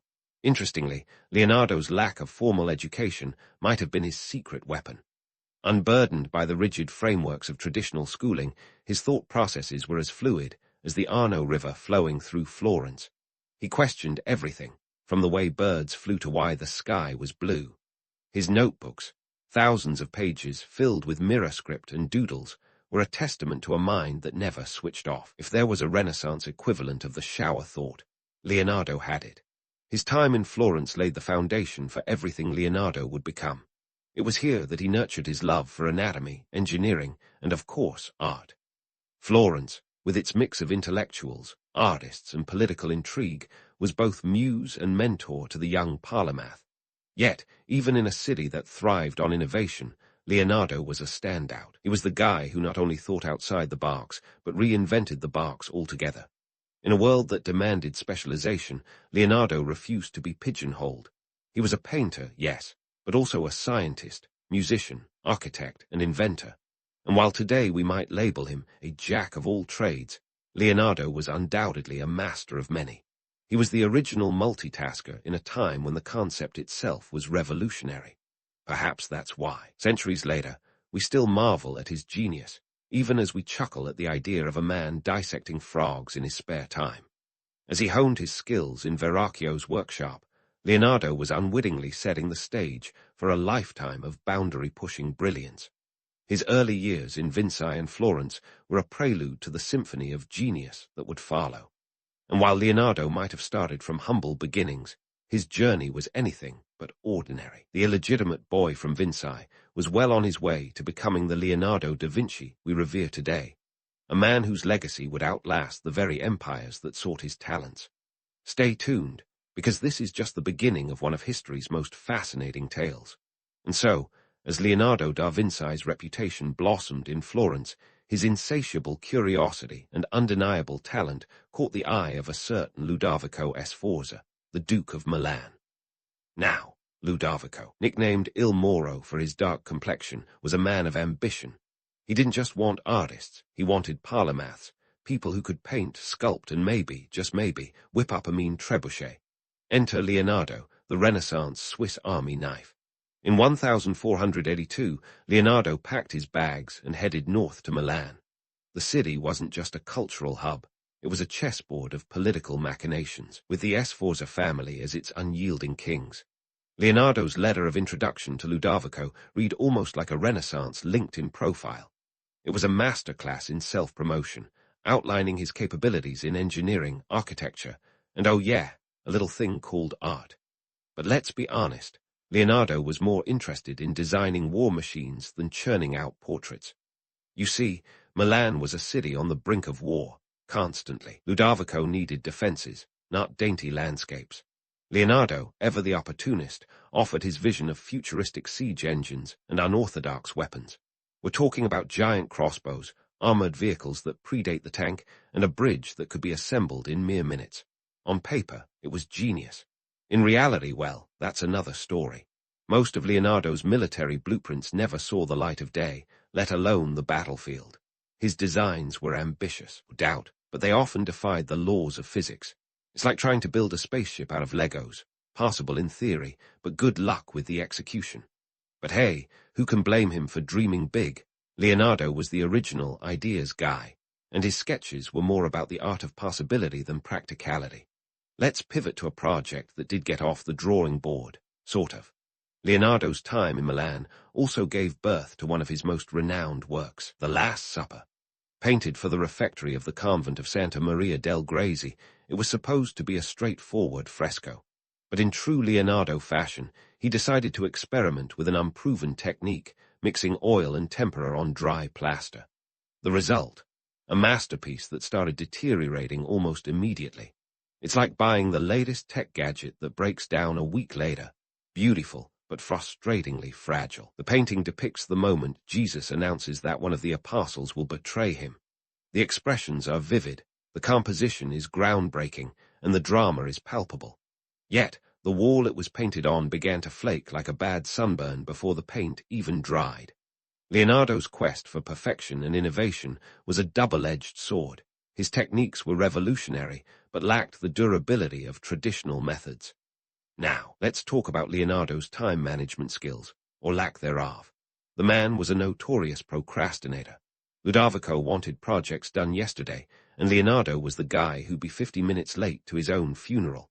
His notebooks, filled with lists of tasks, like describe the tongue of the woodpecker, reveal a mind easily distracted by life's myriad curiosities. Deadlines were more like suggestions. He worked on The Last Supper for 3 years, with the Duke likely tapping his foot the entire time. But here's the kicker. Despite his tardiness and occasional flops, Leonardo remained in high demand. Ludovico valued his creativity, even if it came with a side of frustration. Leonardo's genius was undeniable, and his failures were just as fascinating as his successes. His time in Milan was a testament to the duality of his character, a man torn between the worlds of art and science, often excelling in both, occasionally faltering, but never ceasing to inspire. Leonardo's Milanese years were a whirlwind of innovation and intrigue, marked by an unyielding pursuit of knowledge and a penchant for pushing boundaries. Yet, beneath the grandeur of his accomplishments lay the reality of a man who was as human as the rest of us. He was a visionary, yes, but also a dreamer whose ambitions sometimes exceeded his grasp. And while his designs for war machines gathered dust, his artistic legacy continued to shine, reminding us that genius is as much about the journey as the destination. So, as Leonardo navigated the political labyrinth of the Sforza court, he remained ever the Renaissance man, constantly evolving, perpetually curious, and always in demand. His time in Milan was but a chapter in a life defined by restlessness and brilliance, and while he may have left some projects unfinished, he left an indelible mark on the canvas of history. Stay tuned, because Leonardo's story is far from over, and his next adventure promises even more twists and turns in the tale of this extraordinary mind. And so, with Leonardo still navigating the labyrinthine corridors of Milan's political chessboard, he found himself, true to form, diving headfirst into yet another ocean of curiosity. You see, Leonardo wasn't just a man of the brush and palette. No, he was the Renaissance's answer to a modern-day Renaissance fair, a smorgasbord of interests, from the flight of birds to the mechanics of human anatomy. If you thought his art was impressive, just wait till we crack open his notebooks. Let's start with anatomy, where Leonardo's approach was less life-drawing class and more CSI, Renaissance edition. Between 1489 and 1513, Leonardo dissected over 30 human corpses. Yes, 30. And we're not talking about a quick sketch over a cup of espresso. We're talking full-on, elbow-deep dissections. This was Leonardo's version of a weekend hobby, delving into the body's secrets like a medieval autopsy enthusiast. But it wasn't just for kicks. His anatomical drawings were so detailed and accurate that they wouldn't be matched for centuries. In fact, some medical historians argue that his studies were more precise than those in medical textbooks published 300 years later. Why was he doing this, you ask? Well, Leonardo was obsessed with understanding the human body in all its gory glory because he believed it was the key to life itself. He wanted to know how it worked, how it moved, how it breathed. He was so meticulous that he even recorded the dimensions of individual bones and muscles. In his notebooks, he writes about the heart's 4 chambers and the movement of the fetus in the womb, concepts that were revolutionary at the time. Leonardo was basically the Steve Jobs of human anatomy, always pushing the envelope and refusing to accept the status quo. But here's the kicker. Despite his groundbreaking work, Leonardo never published his anatomical findings. Instead, they languished in his notebooks, unseen by the world, until long after his death. It's like writing the ultimate bestseller and leaving it in a drawer to gather dust. The reasons for this are as enigmatic as the Mona Lisa's smile. Some say it was the Catholic Church's strict stance against human dissection. Others suggest Leonardo was simply more interested in the process of discovery than in sharing his results. Either way, his unparalleled insights into the human form were a private passion, not a public proclamation. Now, while Leonardo was busy playing Dr. Frankenstein, he was also captivated by another great mystery: flight. Long before the Wright brothers were a twinkle in aviation's eye, Leonardo was sketching flying machines with the fervor of a man who'd spent one too many afternoons watching birds in the park. His designs for ornithopters, flying contraptions powered by human effort, were detailed enough to make any modern-day aeronautical engineer nod in appreciation. Studied the flight of birds endlessly, jotting down notes on wing structure and air currents, dreaming of a day when humans might soar like hawks. But let's be real. The chances of any of these machines actually getting off the ground were about as high as finding a unicorn in the Italian countryside. His great bird concept, as it was dubbed, required a human to flap enormous wings made of cloth and wood. Sounds exhausting, doesn't it? Despite the improbability, Leonardo's sketches were a testament to his relentless imagination.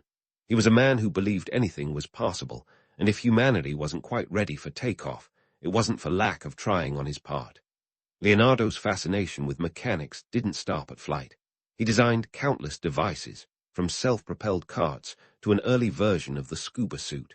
Yes, you heard that right.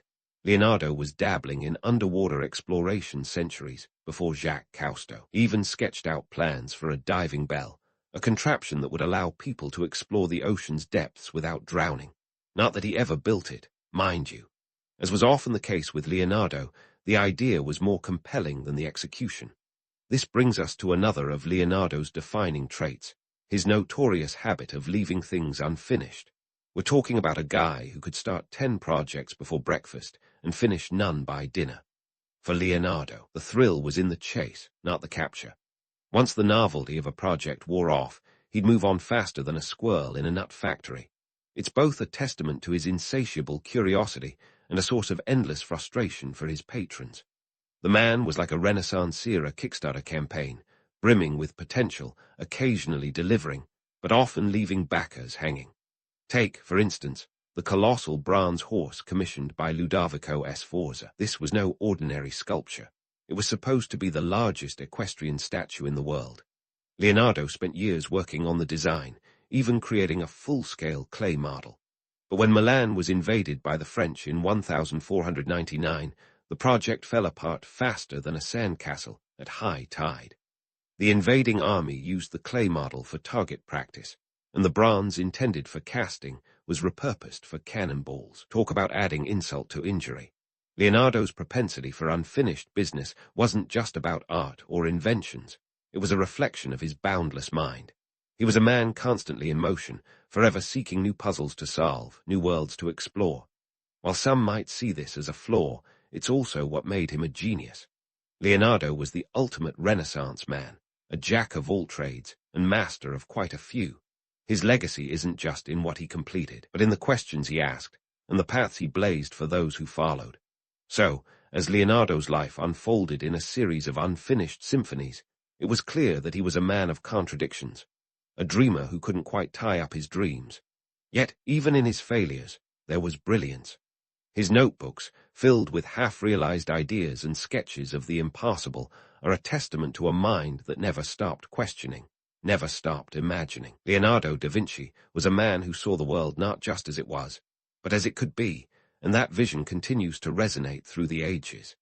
As we wander through the labyrinth of Leonardo's mind, it's worth remembering that genius doesn't always come neatly packaged.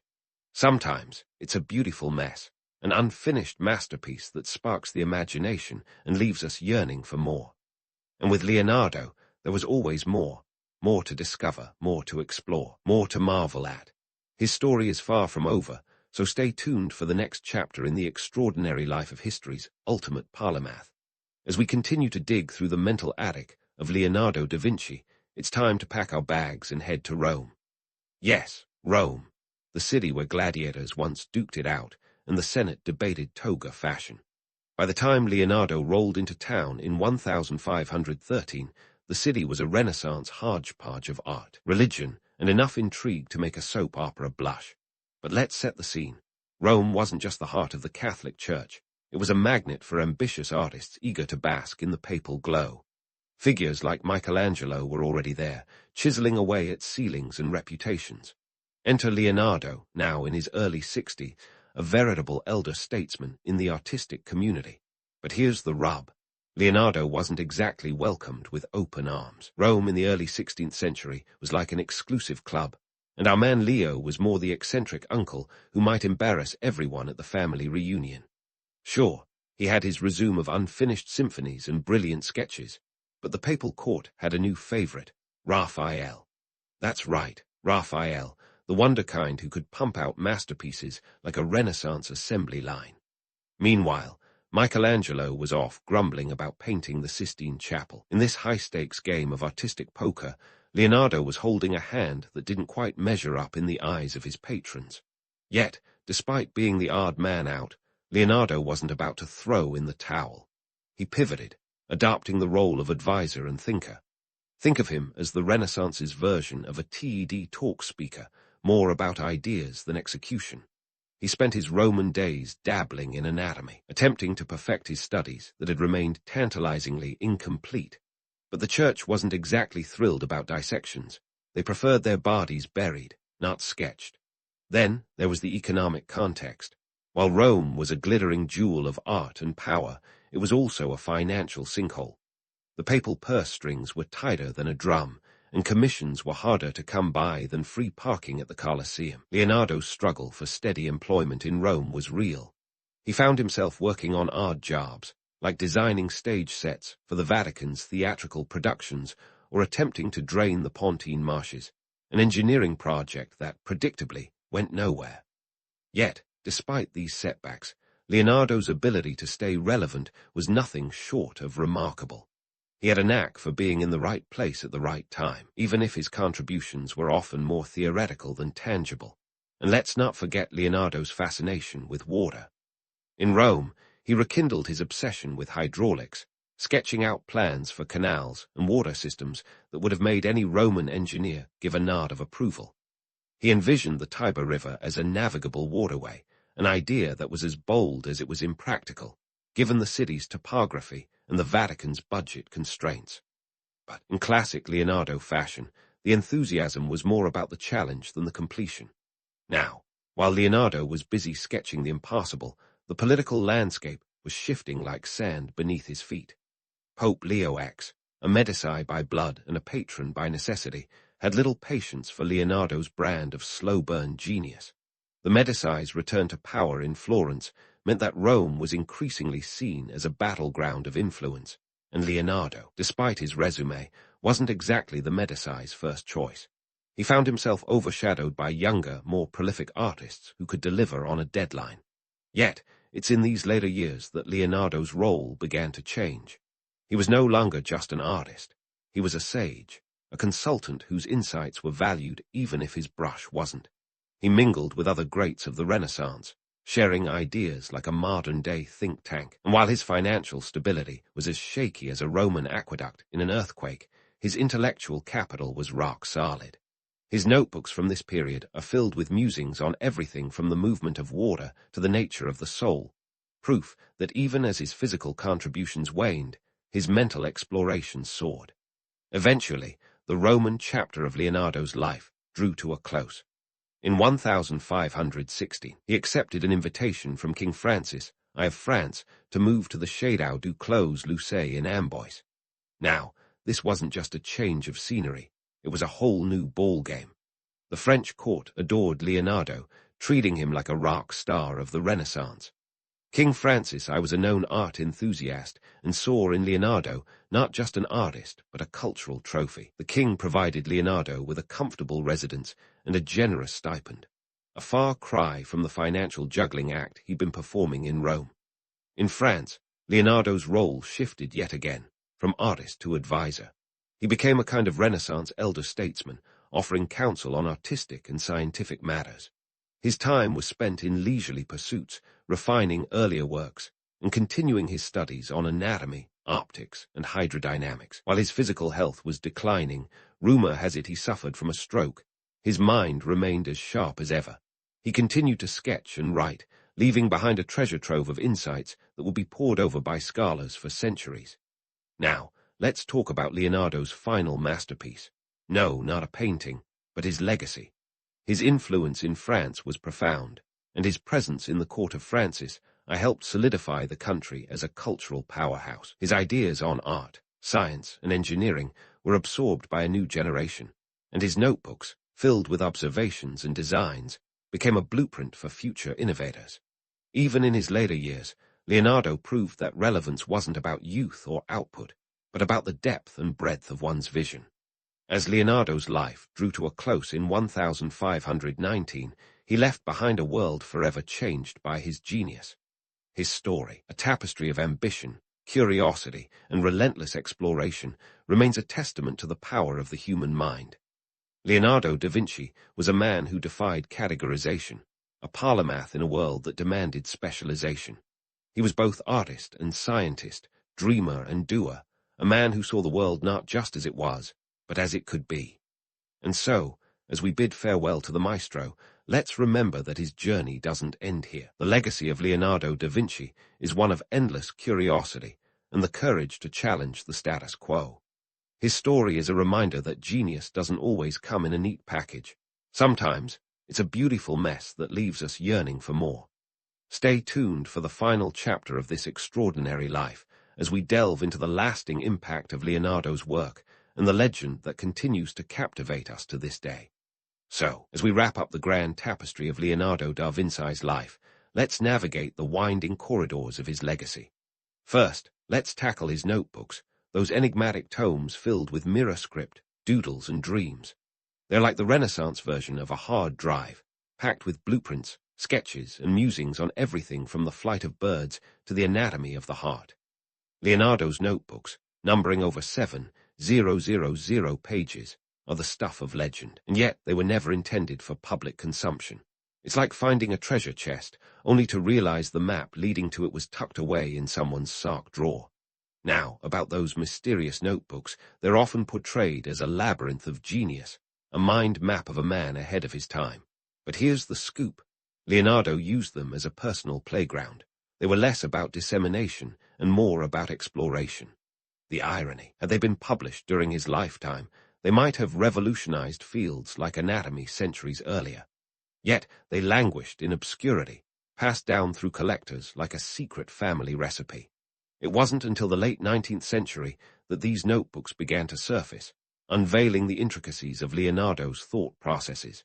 They're a reminder that genius often lurks in the shadows, waiting for the right moment to step into the light. Let's pivot to the Mona Lisa, arguably the most famous woman in art history. Sorry, Venus de Milo, you're still cool. The Mona Lisa's enigmatic smile has launched 1,000 theories, becoming a cultural icon and a subject of endless debate.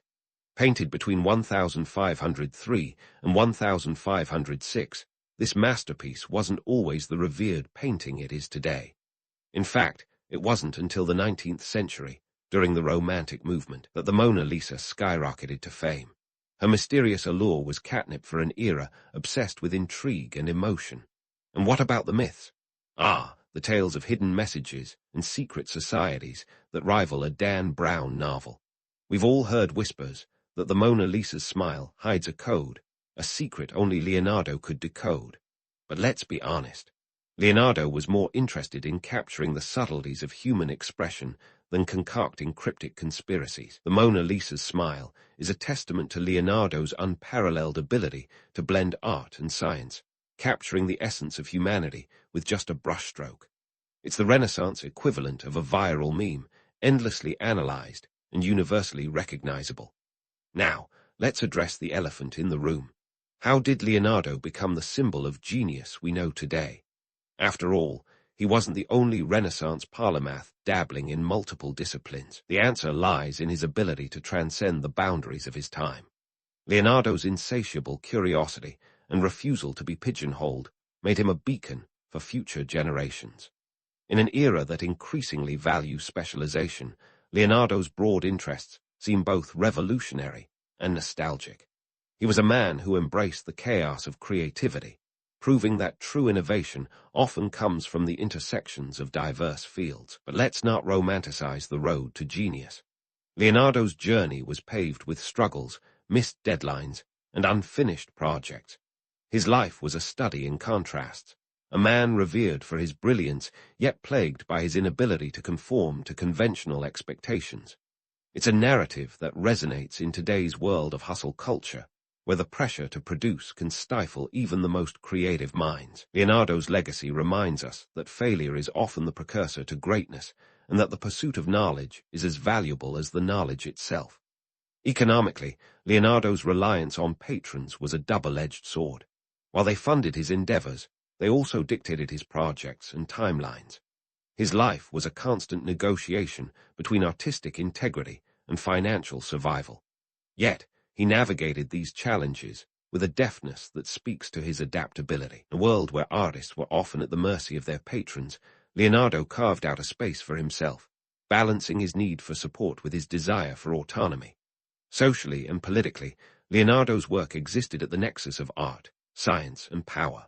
He lived in an era where art was both a commodity and a weapon, used to wield influence and assert dominance. His genius lay not just in his creations, but in his understanding of art's role in society. Leonardo's ability to blend artistic beauty with scientific inquiry made him a darling of the courts and a symbol of the Renaissance itself.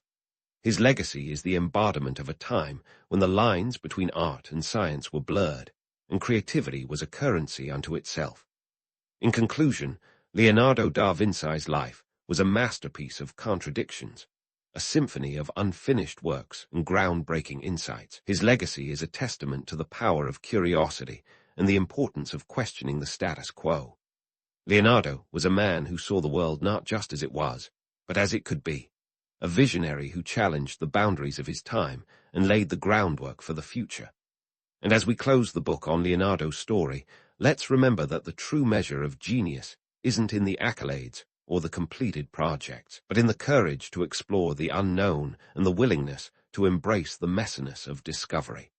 So here's to Leonardo da Vinci, the ultimate polymath, whose legacy continues to inspire and intrigue, reminding us that the journey of knowledge is an adventure worth taking.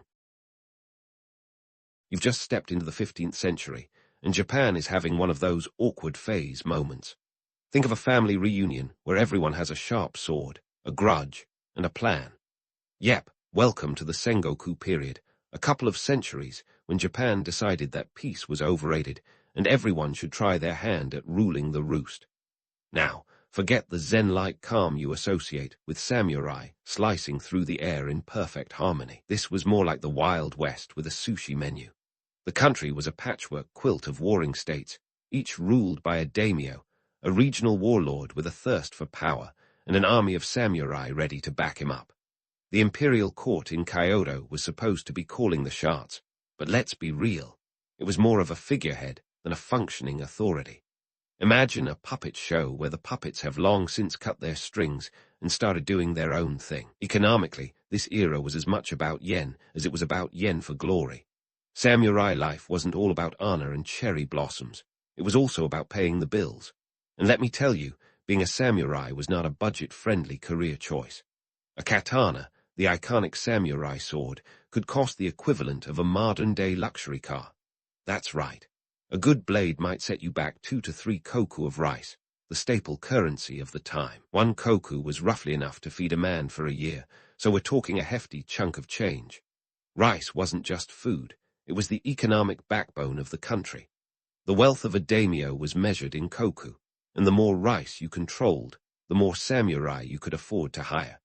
The price of rice fluctuated like a stock market on roller skates, and every samurai had to keep one eye on the battlefield and the other on the granary. A feast or a famine could make or break a warrior's life. But let's not romanticize these guys too much. The samurai, despite their polished armor and poetic death hakes, were essentially hired muscle. They pledged loyalty to their daimyo, who in turn promised them land, rice, and the chance to prove themselves on the battlefield. This wasn't about noble pursuits. It was about survival, power, and keeping your head, literally. The daimyo were like chess players in a game where the pieces could fight back. They jostled for territory, made and broke alliances faster than a soap opera love triangle, and were always on the lookout for the next big opportunity. The Ashikaga shogunate, theoretically the central government, was as effective as a paper umbrella in a monsoon. The real power was regional, and it shifted constantly as daimyo rose and fell with the fortunes of war. One of the most infamous daimyo of the period was Oda Nobunaga, a man who played the game with all the subtlety of a sledgehammer. He had a knack for innovation and brutality, using firearms and aggressive tactics to carve out a significant power base. Then there was Takedo Shinjin, known for his strategic brilliance and the inspiration for countless samurai movies. Shinjin's rivalry with Yusugi Kenshin was the stuff of legend. Think Batman vs. Joker, but with more beheadings and fewer capes. Amidst this chaos, the samurai had to be more than just warriors. They had to be politicians, economists, and sometimes survivalists. Their loyalty was often tested by shifting alliances and the ever-present danger of betrayal. It was a life lived on a razor's edge, quite literally, and the tales of their exploits have been polished over centuries into shiny myths. But let's not get too carried away by the romance of it all. The reality was grittier. Samurai were sometimes as likely to turn to banditry as they were to uphold Bushido, the so-called way of the warrior. This code of conduct, often romanticized, was not the ironclad rulebook we imagine today. It was more of an ideal, something to aspire to, but not always followed to the letter. After all, when your stomach's empty and your lord's promise of land falls through, ideals can start to look a little less shiny. In this Game of Thrones, the stakes were high, and the price of failure was often death. Yet, in spite of, or perhaps because of, this turbulent backdrop, Japan's culture blossomed. The tea ceremony, no theater, and the art of bonsai all found fertile ground in this period of upheaval. It's a paradox that in the midst of chaos, the Japanese people created some of their most enduring cultural achievements. So, here you are, navigating through this tumultuous landscape. The air is thick with the scent of rice fields and the clang of metal. Every decision is a gamble, every alliance a potential pitfall. The samurai's world was one of constant change, where fortunes could shift with the wind, and survival often depended on a keen mind as much as a sharp sword. In this extraordinary era, the samurai were not just warriors in a romantic tale of honor and valor. They were real, complex individuals trying to survive in a world that was as unpredictable as it was dangerous. It was a time when the line between hero and villain was often blurred, and the only certainty was that nothing stayed the same for long. Welcome to the Sengoku period, where the stakes were high, and every move could be your last. Now, let's dive into the daily grind of a samurai in the Sengoku period. You think life was a constant barrage of sword fights and power grabs, but in reality, survival meant mastering the art of multitasking. Samurai were essentially the Swiss Army knives of feudal Japan, warriors, diplomats, and survivalists all rolled into one. One moment you're strategizing on the battlefield, the next, you're brokering a shaky alliance over tea. And let's not forget, you've got to keep those swords shiny and the armor polished, because looking fierce was half the battle. Speaking of battle, let's talk strategy. Samurai didn't just rush in with swords flailing. They were more like chess masters with a penchant for sharp objects. You've got the classic pincer movement, or kakyoku, where forces would encircle the enemy, closing in like a deadly bear hug. Or, for a real curveball, there was the tsukeji, a surprise attack from the rear. This wasn't just mindless violence, it was tactical brilliance. Samurai had to be quick thinkers, anticipating their enemies' moves like a grandmaster playing speed chess with his life on the line. Of course, all that strategy needed a base of operations, and that's where castles came into play. Forget fairy tale fortresses. These were the ultimate power hubs, part military stronghold, part political nerve center. Picture Heimji Castle, the White Heron, standing pristine with its layers of white plaster, a fortress that both defended and intimidated. Castles weren't just about defense. They were the epicenter of a daimyo's power, where you'd find everything from armory to administrative offices. It was like a medieval pentagon with a dash of Versailles, strategic, opulent, and essential for survival. But let's not kid ourselves.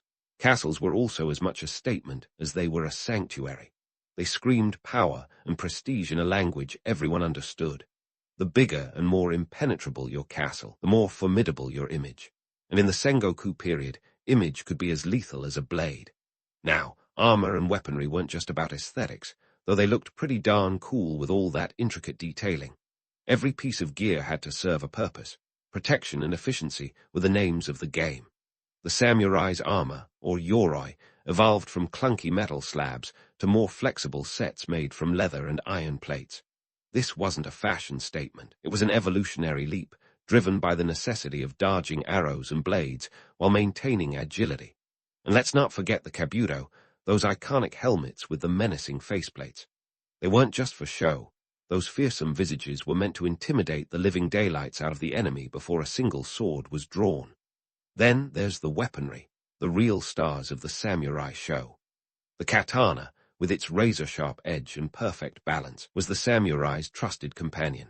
But it wasn't the only tool in their martial toolbox. Spears, or yari, were the goda for battlefield skirmishes, offering reach and versatility. And as much as the romantics hate to admit it, firearms started making an appearance, too. Imported from Portugal in the mid-16th century, the Tanegashima matchlock rifles were game-changers. Suddenly, it wasn't just about who had the longest sword. It was about who could reload the fastest without blowing off a finger. But having the latest gear was only part of the equation. A samurai's life was a relentless cycle of training and discipline. Think boot camp, but with more poetry and less sleep. They trained in martial arts like kenjutsu, swordsmanship, and kyujutsu, archery, honing their skills to lethal precision. Yet, it wasn't all physical. Mental fortitude was paramount. They studied the classics, practiced calligraphy, and engaged in philosophical debates. The idea was to be as sharp mentally as they were physically, a warrior poet who could slice through a haiku as easily as an enemy line. This discipline extended to their daily routines, too. Samurai lived by a strict code, where honor was the currency of the realm. Disgrace a daimyo, and you might as well have signed your own death warrant. But here's the kicker. This code, Bushido, was more of an aspirational guideline than absolute. Sure, it was preached as the ideal, but in practice, survival often meant bending the rules. When the chips were down, sometimes a little pragmatism was the order of the day. And let's not forget the political ballet that was the Sengoku period. Alliances were as unstable as nitroglycerin, and samurai had to be adept at navigating these treacherous waters. One day, you're allies with the clan next door. The next, you're on opposing sides of the battlefield. It was a world where yesterday's friend could be tomorrow's foe. The samurai had to be shrewd negotiators, always ready to pivot when the political winds shifted. Yet, in this whirlwind of warfare, politics, and intrigue, the samurai managed to carve out a unique cultural identity. They weren't just soldiers. They were custodians of a culture that valued the arts as much as martial prowess. Even amid the chaos, they found moments to appreciate a perfectly brewed cup of tea or the delicate art of arranging flowers. It's a testament to their resilience that, even on the battlefield, they never lost sight of the beauty in life. So here you are, navigating this intricate tapestry of violence and culture, where every decision is a gamble, and the stakes are nothing short of life and death. The samurai were not just the stuff of legends. They were real men living in a world that demanded more from them than just the strength of their sword arm. They were strategists, diplomats, and artists, balancing the harsh realities of war with the pursuit of an ideal.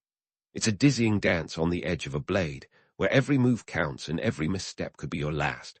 Welcome to the life of a samurai in the Sengoku period, where survival was an art form, and history was written in blood and ink.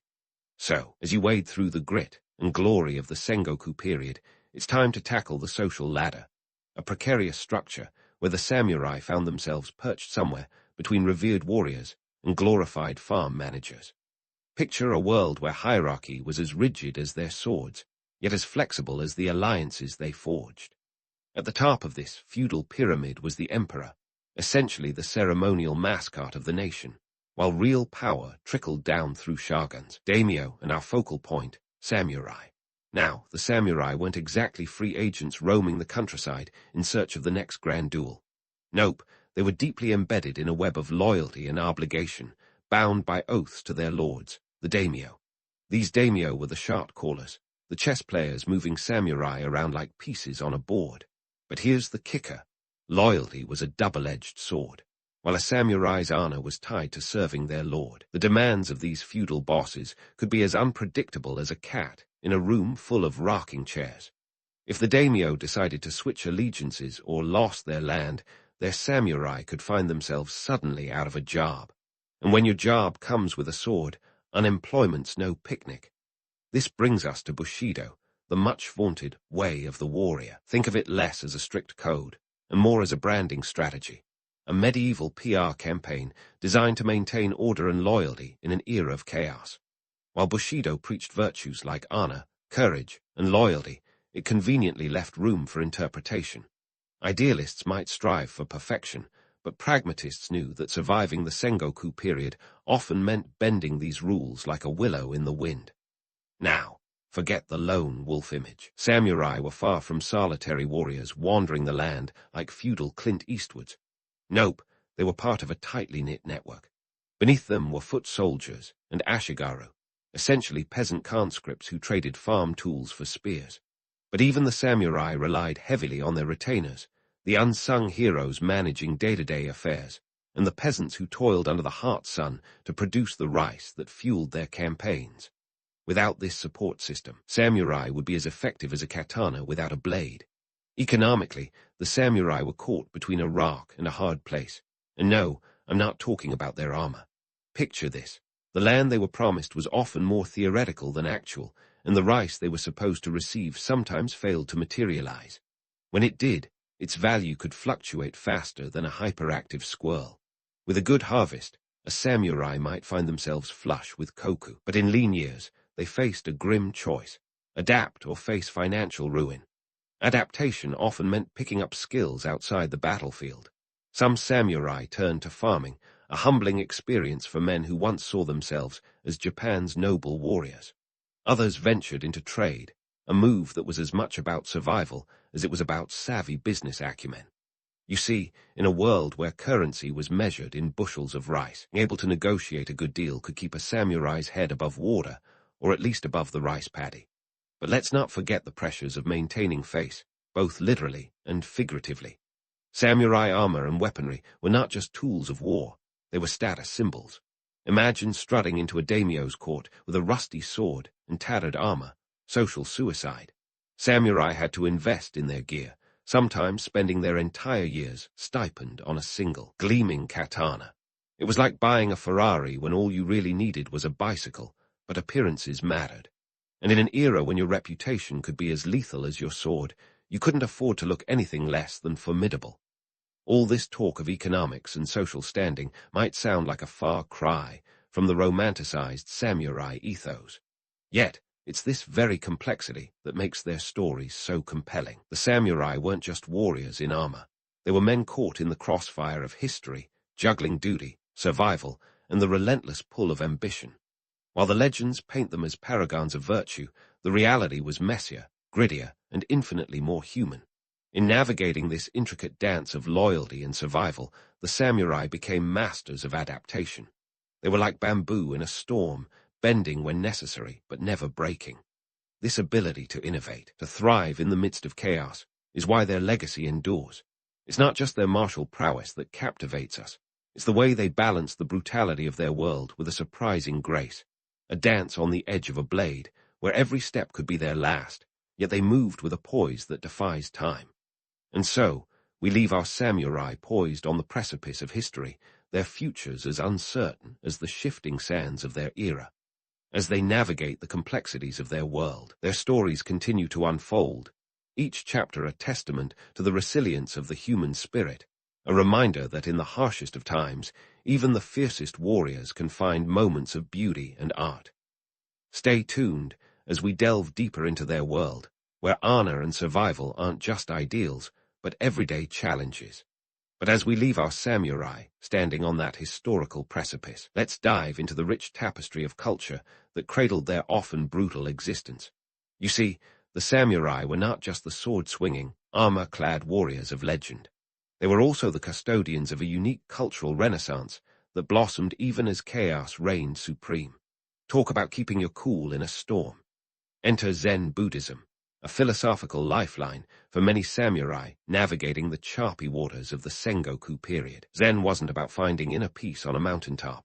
It was about cultivating mental discipline and focus, qualities you desperately needed when your life was basically a high-stakes game of musical chairs. This philosophy seeped into every aspect of their lives, from the battlefield to the tea room, encouraging a kind of calm detachment that made facing death seem almost Zen-like in its simplicity. Samurai found solace in Zen's embrace of impermanence, which was handy when your tomorrow was never guaranteed. Now let's talk tea. And not your average afternoon cuppa. I'm talking about the Japanese tea ceremony, or chanoyu. This wasn't just about sipping some matcha and moving on.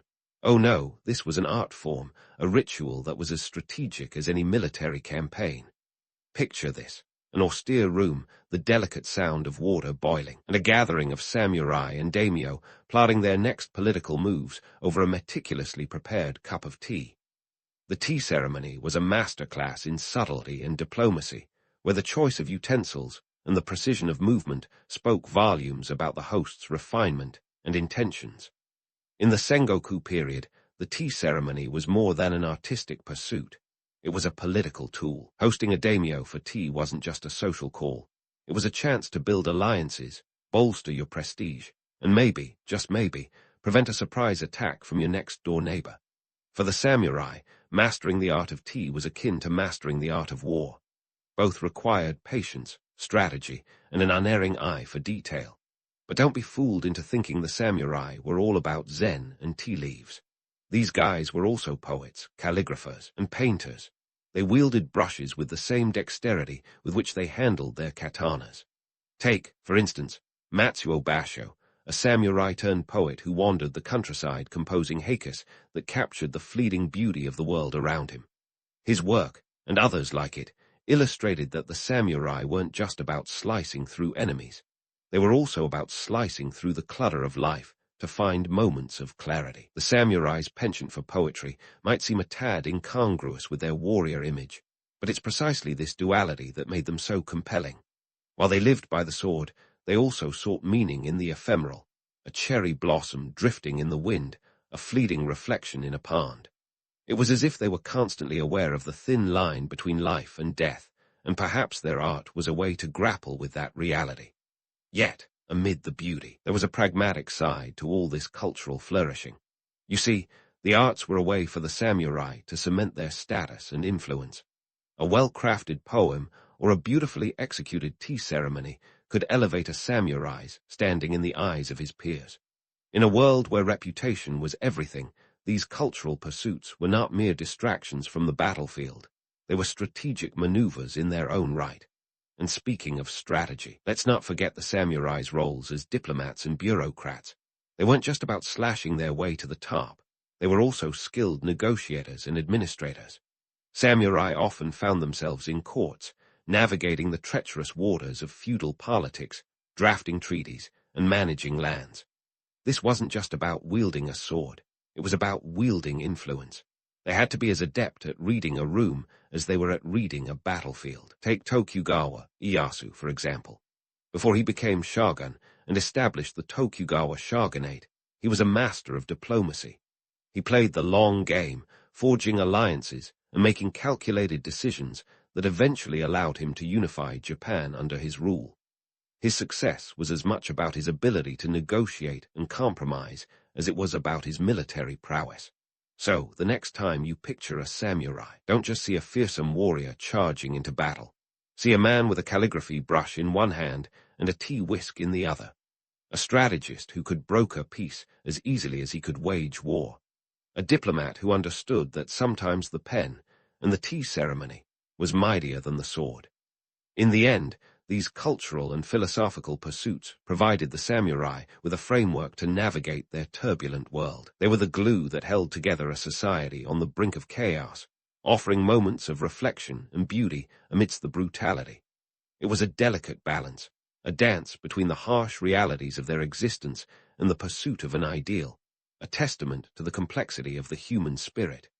As we leave our samurai to continue their intricate dance, remember that their legacy is not just one of bloodshed and battles. It's also one of art, philosophy, and diplomacy, a rich tapestry woven with the threads of history, each strand telling a story of survival, resilience, and ultimately the search for meaning in a world constantly on the edge. Stay tuned, because the story isn't over yet. There's still more to uncover in the saga of the samurai, those warriors who wielded culture as deftly as they did their swords. The samurai story doesn't end with poetry and tea leaves, my friend. As the Sengoku period's chaos simmered down, the stage was set for some serious power players to step up to the plate. Enter Oda Nobunaga, Toyotomi Hideyoshi, and Tokugawa Ieyasu, the heavyweights who reshaped Japan and ushered in the relative calm of the Edo period. If the Sengoku period was a bar fight, these guys were the bouncers who finally cleared the room. Let's start with Oda Nobunaga. This guy wasn't just playing the game. He was rewriting the rules. Nobunaga had a knack for innovation that would make Silicon Valley blush. Remember those Portuguese matchlock rifles I mentioned earlier? Nobunaga didn't just adopt them. He rolled them out like the latest iPhone. In 1575, at the Battle of Nagashino, he decimated Takedo Katsuyori's cavalry using muskets strategically in volleys. It was a masterstroke, like bringing a machine gun to a sword fight. Nobunaga's ruthless efficiency and willingness to embrace new technologies turned him into a force of nature, and by the time he was done, he'd unified about a third of Japan. Not bad for a guy who started off with just a small fiefdom and a dream. But as with all good stories, there's a twist. Nobunaga's life was cut short in 1582, thanks to a betrayal by one of his own generals, Akichi Mitsuhide. Talk about a plot twist. One moment you're on top of the world, the next you're facing the wrong end of a coup. Yet, like any great narrative, another hero stepped into the spotlight. Cue Toyotomi Hideyoshi, Nobunaga's right-hand man who proved that you didn't have to be born into power to seize it. Hideyoshi was the ultimate underdog story, a peasant-turned-samurai who rose through the ranks with a mix of political savvy and military brilliance. He took Nobunaga's fractured legacy and ran with it, unifying the rest of Japan by 1590. Hideyoshi is the guy who decided that peasants shouldn't be playing samurai dress-up anymore, hence his sword hunt decree, which disarmed the populace and solidified social hierarchies. It was like telling everyone the costume party was over, and only those with a birthright invitation could stay. But Hideyoshi's dreams were as grand as his achievements. He even attempted to invade Korea, a move that proved to be as ill-fated as it was ambitious. His campaigns drained resources and morale, and his death in 1598 left a power vacuum. Enter Tokugawa Ieyasu, the man who would finally bring lasting peace to Japan, or at least a couple of centuries' worth. Ieyasu played the long game like a chess master eyeing checkmate. After a decisive victory at the Battle of Sekigahara in 1600, he consolidated power and established the Tokugawa shogunate in 1603. This was Japan's equivalent of hitting the reset button, but with more samurai and fewer tech glitches. Ieyasu's rule ushered in the Edo period, a time of relative peace and stability that lasted over 250 years. Under his watchful eye, the samurai were turned from warriors into bureaucrats, and the country settled into a comfortable routine of rice cultivation and cultural refinement. For the samurai, this transition was bittersweet. On one hand, they no longer had to live with a sword hanging over their heads, literally. On the other, the need for their martial prowess dwindled. Imagine having trained your whole life for the big game, only to find out the league's been cancelled indefinitely. Many samurai found themselves in limbo, struggling to adapt to a world that valued peace over warfare. Some turned to scholarly pursuits, while others became poets or artists. The samurai class evolved into what we might call today a civil service, managing lands and overseeing local governance. Yet, as the need for constant warfare faded, the romanticized image of the samurai grew. The Edo period was like a giant PR campaign for these warriors, turning their gritty reality into a polished legend. Plays, poems, and stories elevated the samurai to near-mythical status, emphasizing their honor, loyalty, and martial skill. It was a bit like how Hollywood turns outlaws into heroes. Think of it as 17th century branding overdrive. The irony. The real samurai were often far grittier than their fictional counterparts, navigating a world that demanded pragmatism over poetry. This romanticized image persisted long after the samurai disappeared as a political force, thanks to the Meiji Restoration in the late 19th century.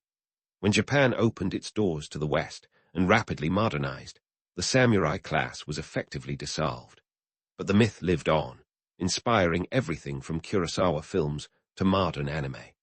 The world fell in love with the idea of the noble warrior, even if the reality was as complex as it was brutal. Let's face it, the samurai were never just one thing. They were warriors, poets, diplomats, and sometimes outlaws.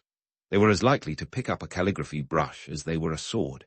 Their legacy is one of complexity, of contradictions that somehow fit together to create a lasting impact on Japanese culture and history. As you drift off, remember that the story of the samurai is a dance between history and myth, a testament to humanity's ability to find meaning and beauty even in the most turbulent times. So here's to the samurai, masters of the blade, the brush, and the art of living on history's edge. In the grand, chaotic tapestry of history, the birth of the Roman Republic is a tale that's less about noble ideals and more about a societal brawl at a toga party. Picture Rome in 509 BCE, a city waking up with a political hangover after tossing out its last king, Lucius Tarquinius Superbus. That's right, the Romans decided they'd had enough of the royal drama, opting instead for a republic, a system they dubbed the res publica, or the public affair. But hold onto your laurel crowns. This was no democracy as we understand it today. Think more like a VIP club where the bouncers were really picky about who got in. The Senate, a group of elite landowners, quickly arose as a political powerhouse, though calling them a democratic force is like calling a pack of lions a vegetarian buffet. These guys were patricians, the upper crust of Roman society, who traced their lineage back to the founding families of Rome. They were the ones with the villas, the slaves, and the kind of power that made them think they could boss around the guards themselves. And for a while, they were right. On the other side of the social Colosseum were the plebeians, the common folk who, shockingly, didn't enjoy being told what to do by a bunch of toga-wearing aristocrats. The plebs, let's not mince words, were the backbone of Rome. They did the heavy lifting, literally and metaphorically, yet had little say in how things were run. It's like if your whole company was run by the guy who waters the fake plants in the lobby. But the plebeians weren't going to take this lying down. They demanded reforms, and after a few well-timed threats to walk out en masse, known as the conflict of the orders, they got some.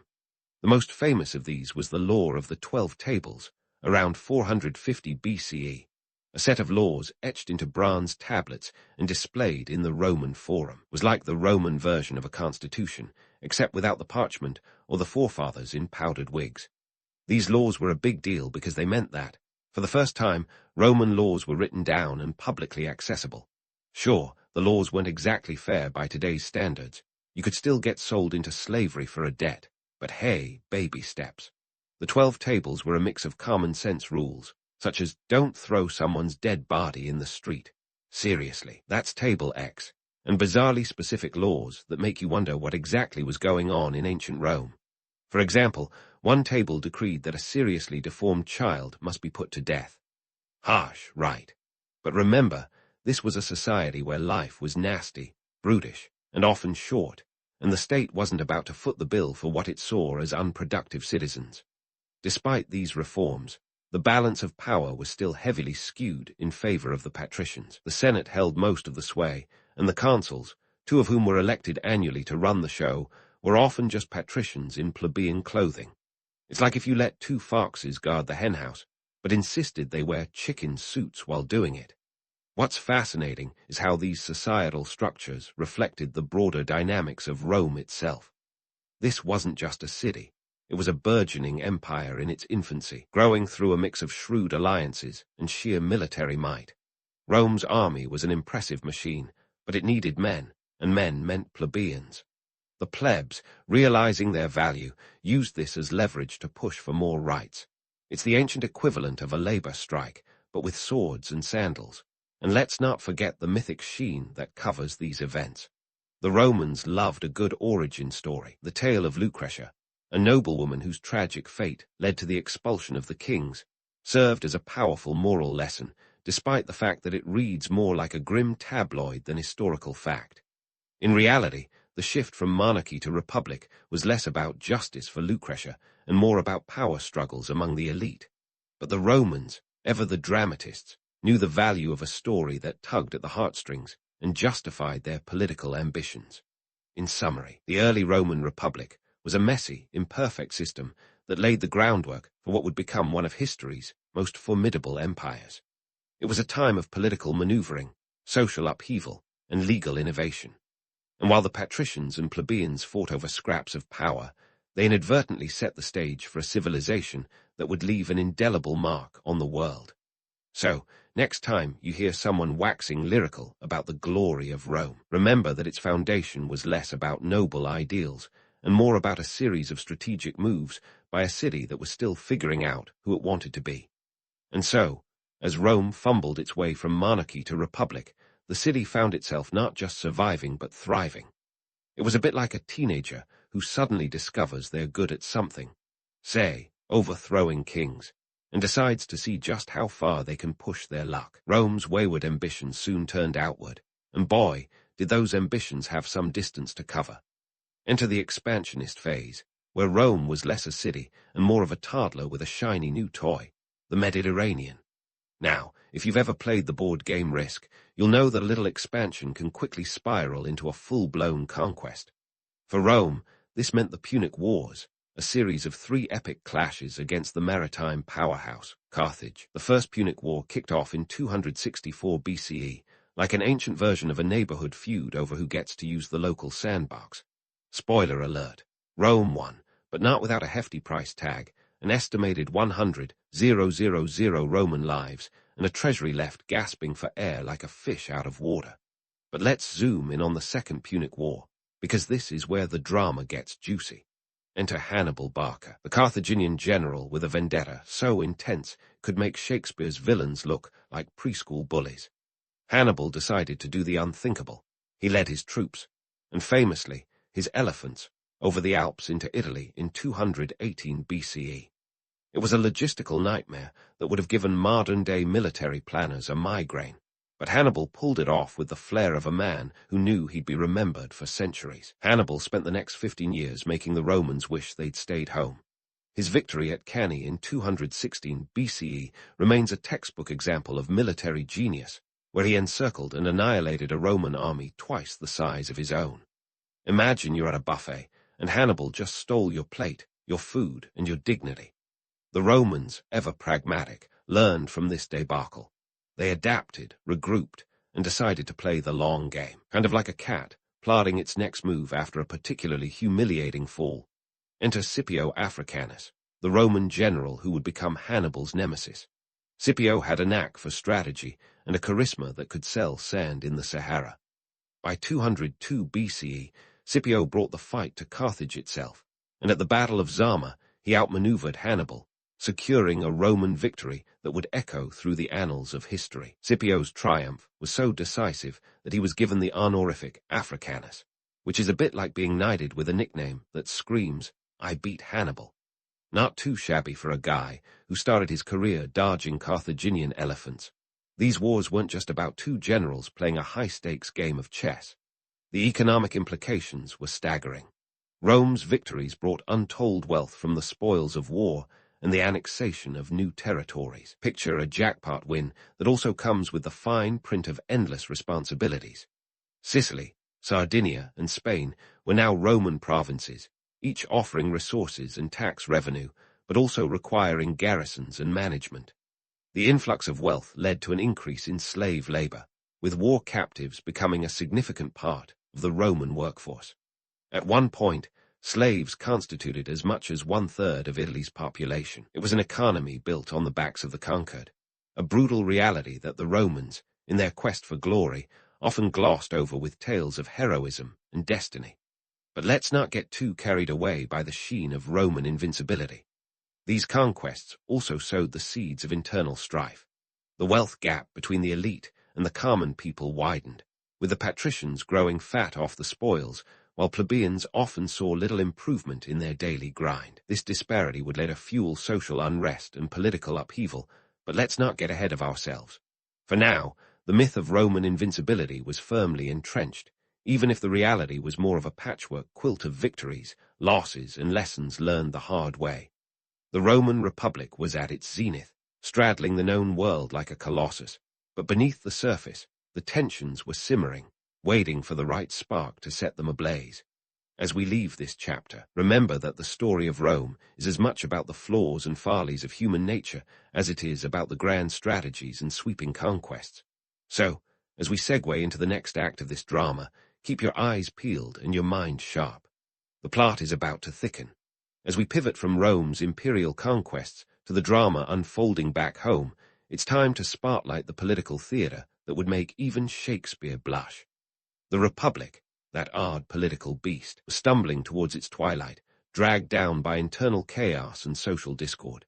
Cue the Gracchi brothers, Tiberius and Gaius, who entered the scene like political rock stars with reformist fervor that promised to shake things up. The Gracchi brothers were like the Kennedy siblings of ancient Rome, charismatic, well-connected, and tragically doomed. Tiberius Gracchus kicked things off in 133 BCE with a radical proposal: land reform.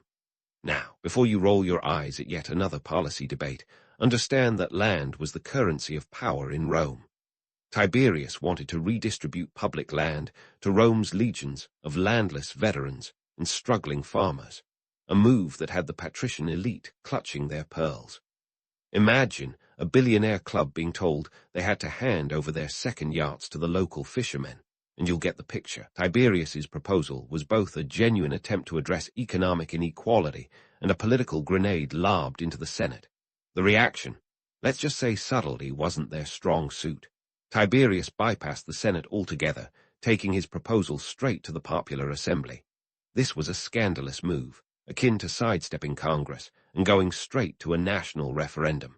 The Senate's response was swift and brutal. In a fit of political paranoia, they clubbed him to death, an extreme form of negative feedback, if you ask me. Fast forward a decade, and Gaius Gracchus picked up his brother's mantle, striding onto the stage with even more ambitious reforms. Gaius had a to-do list that makes modern political manifestos look like post-it notes. From land reforms to grain subsidies, he was the ancient Robin Hood, attempting to redistribute wealth and power. The grain subsidy was a masterstroke, offering cheap grain to Rome's citizens, a precursor to the infamous bread and circuses strategy that would keep the masses entertained and fed while the Republic crumbled around them. But the Senate, still smarting from Tiberius's challenge, was not about to let Gaius succeed. They declared him an enemy of the state, pushing him to a tragic end in 121 BCE. Gaius's death marked another violent chapter in Rome's political saga, as he chose suicide over capture. Talk about a dramatic exit. The Gracchi brothers' attempts at reform were more than just political footnotes. They illuminated the widening chasm between Rome's haves and have-nots. This economic disparity was the tinderbox fueling Rome's social unrest.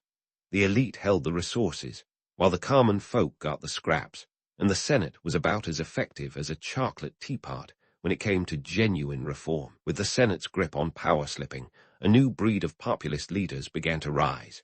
Enter Julius Caesar, the man who would become synonymous with both the zenith and the nadir of the Roman Republic. Caesar was a political chameleon, morphing from a patrician with debts up to his eyeballs into a military commander who could sell ice to an Eskimo. His conquest of Gaul from 58 to 50 BCE was less a military campaign and more a masterclass in self-promotion. By the time he crossed the Rubicon in 49 BCE, a move as bold as it was illegal, he was the darling of Rome's plebeians and the Senate's worst nightmare. Caesar's rise was a symptom of the Republic's chronic ailments. The Senate was a bloated relic, incapable of managing Rome's sprawling territories and increasingly dependent on strongmen like Caesar to do the dirty work. The plebs, meanwhile, looked to Caesar as a champion who could cut through the Senate's dithering like a gladius through butter. And Caesar knew it. He played the political game with all the finesse of a maestro, turning victories into political capital that left his rivals scrambling. Fast forward to 44 BCE, and Caesar's ambition had reached its zenith. Declaring himself dictator for life was less a power grab and more a coup de grace to the already ailing Republic. The Senate, sidelined and seething, hatched a plot that would become one of history's most famous assassinations. On the Ides of March, Caesar met his end at the hands of conspirators who fancied themselves saviors of the Republic. But in reality, they were unwitting architects of its demise. Their deed did little to restore the old order. Instead, it paved the way for the rise of the empire. The irony is rich. The very institution the assassins sought to preserve was already a hollow shell, undermined by the same political machinations and social unrest they hoped to quell. Caesar's assassination was not the end of Rome's troubles, but the beginning of a new chapter, one where power would be consolidated under a single ruler, ending the Republic's centuries-long experiment in oligarchic governance. As we leave this tumultuous chapter, remember that history is less a tale of heroes and villains, and more a saga of human ambition, folly, and the relentless march of change. The Gracchi brothers, the rise of populist leaders, and Caesar's dramatic fall are all threads in Rome's intricate tapestry, a tapestry that continues to captivate, challenge, and remind us of the complexities of power and the enduring allure of charismatic leadership. Stay tuned, because the story of Rome is far from over, and the next act promises even more intrigue and transformation. Ah, the irony of history. Caesar's assassination was meant to save the Republic, but it ended up being the catalyst for its transformation into an empire. You know, the kind of irony that would have made Alanis Morissette write another verse. With Caesar's untimely demise, the power vacuum was as palpable as the tension at a family reunion after someone brings up politics. Enter Augustus, the man who would redefine what it meant to rule Rome. Augustus, born Gaius Octavius, and better known as Octavian before he got his fancy title, was Caesar's grandnephew and adopted son. Talk about inheriting a legacy with some baggage. At the tender age of 19, Octavian found himself thrust into the political arena, and he wasn't exactly handed the keys to the kingdom. Instead, he had to wrestle with the chaos left by Caesar's exit, which was less a dignified departure and more a theatrical curtain call with daggers. Octavian, with a political shrewdness that belied his years, formed the second triumvirate in 43 BCE with Mark Antony and Marcus Aemilius Lepidus. This was less of a buddy movie and more of an uneasy alliance, like banding together to take over the world while secretly planning to stab each other in the back. Their first order of business: deal with Caesar's assassins, which they did at the Battle of Philippi in 42 BCE. The conspirators' defeat was a tidy end to that chapter, but the triumvirate's internal tensions were just getting started. The next few years were a cat-and-mouse game of power plays, with Octavian and Antony vying for supremacy. Antony, having cozied up to Cleopatra in Egypt, found himself increasingly alienated from Rome's power base. Meanwhile, Octavian was working the home crowd like a seasoned politician, painting Antony as the traitor who'd sold out to an Egyptian queen. It was a smear campaign worthy of modern political ads, complete with propaganda and a hefty dose of xenophobia. By 31 BCE, it all came to a head at the Battle of Actium, where Octavian's forces decisively defeated Antony and Cleopatra. With their suicides, Octavian emerged as the sole ruler of Rome. Now, holding all the cards, Octavian had a choice. He could declare himself king, but after what happened to the last guy who got too comfortable in that role, he opted for a different approach. In 27 BCE, he cleverly rebranded himself as Augustus, a title dripping with religious reverence and political savvy. This wasn't just a name change. It was a full-on rebranding campaign, turning Rome's new autocracy into a restored republic. Augustus was less a ruler and more a master of PR, weaving a narrative that suggested he was merely the first among equals, a guardian of Rome's traditions. In reality, he was consolidating power like a corporate titan cornering the market. Augustus's reforms were a mixed bag of innovation and Machiavellian genius.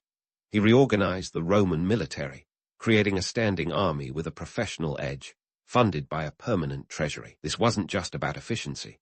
It was a subtle way of ensuring that the soldier's loyalty was firmly in his pocket. He also implemented social reforms, like laws promoting marriage and family, which seemed to address moral decay, but also conveniently strengthened his control over Roman aristocracy. Perhaps Augustus's most enduring legacy was the Pax Romana, a period of relative peace that lasted over 2 centuries. It's often romanticized as Rome's golden age, but let's not kid ourselves. This peace was enforced with the iron fist of Roman legions. While the empire boasted grand infrastructure projects, like roads that stretched from Britannia to Egypt, it also crushed dissent with ruthless efficiency. Peace, in this case, was less about harmony and more about the absence of opposition. Economically, the empire flourished under Augustus. Trade expanded, wealth flowed into Rome, and public works projects gave the city a facelift that would have impressed even the most skeptical urban planner. Yet, beneath this veneer of prosperity, the divide between rich and poor widened. The elite basked in luxury, while the plebeians often struggled to make ends meet. A tale as old as time, isn't it? Augustus was a master at maintaining the illusion of republican values while exercising absolute power. He kept the Senate around, more as a decorative antique than a functional governing body, giving the appearance of shared power.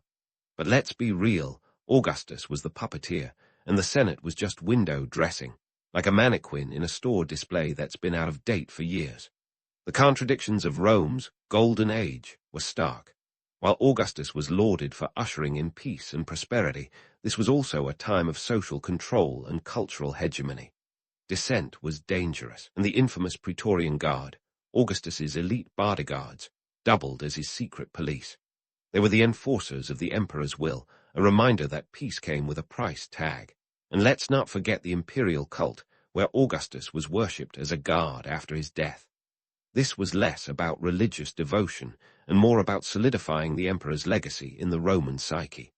It was a clever move, embedding the emperor's authority in the very fabric of Roman life, ensuring that even in death, Augustus was a constant presence. As we wrap up this chapter, it's clear that Augustus's reign was a study in contrasts, a time of peace achieved through power, prosperity shadowed by inequality, and public virtue masking private ambition.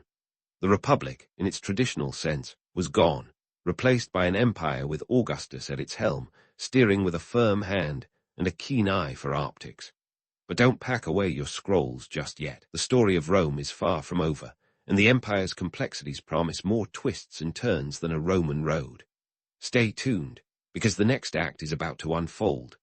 As the curtains rose on the next act of the Roman Empire, Augustus left a paradoxical legacy. a shiny, monumental empire concealing cracks that would widen over time. The Pax Romana might have been a grand spectacle, but behind the velvet curtain, Rome was groaning under its own weight. Overexpansion, economic troubles, and a lineup of emperors who seemed to have skipped their how to rule responsibly classes were looming threats. Let's start with the infamous duo of Nero and Caligula. If ever there were a cautionary tale about absolute power corrupting absolutely, these two could write the handbook. Caligula, who reigned from 37 to 41 CE, managed to cram a lifetime of tyranny into just 4 years. This was a man who reportedly tried to appoint his horse, Incitatus, as consul. Now, while the Senate wasn't setting the competency bar particularly high, even they balked at equine governance. Caligula's rule was marked by extravagance and alleged madness, culminating in his assassination, a move that was less about restoring order and more about sheer survival for those in his path. Then there's Nero, who ruled from 54 to 68 CE and is most famous for allegedly fiddling while Rome burned in 64 CE. Whether or not he actually played the fiddle is debatable. Historians are still arguing over that one. But what's clear is that Nero's response to the fire was to build a lavish palace complex, the Domus Aurea, on the charred remains.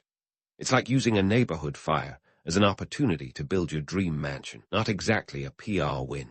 Nero's reign ended in chaos and revolt, with the Senate declaring him a public enemy. His death was as dramatic as his life, suicide by assisted stabbing, if you will. While these emperors made headlines with their antics, Rome's real problems ran deeper. The empire was like an overstuffed suitcase, bursting at the seams. At its height, Rome's territory stretched from Britain to Egypt, covering about 5 million square kilometers. Managing this behemoth was a logistical nightmare. Roads, though impressive, weren't enough to counteract the challenges of governing such a vast expanse. Communication was slow, and the farther regions often felt more like independent states than parts of a cohesive empire. Economically, Rome was a juggernaut with a soft underbelly. The influx of wealth from conquests had created a facade of prosperity, but it came with strings attached. Rome's economy was heavily reliant on slave labor, with slaves constituting up to a third of the population at various points. This unsustainable model was like building a house of cards. It looked stable until someone sneezed. When conquests slowed, so did the supply of new slaves, and with it, the economic engine began to sputter. Inflation became a persistent problem, especially under emperors like Diocletian, who attempted to fix prices through edicts in the late 3rd century CE. Imagine trying to control a wildfire with a garden hose, and you'll get a sense of how effective those measures were.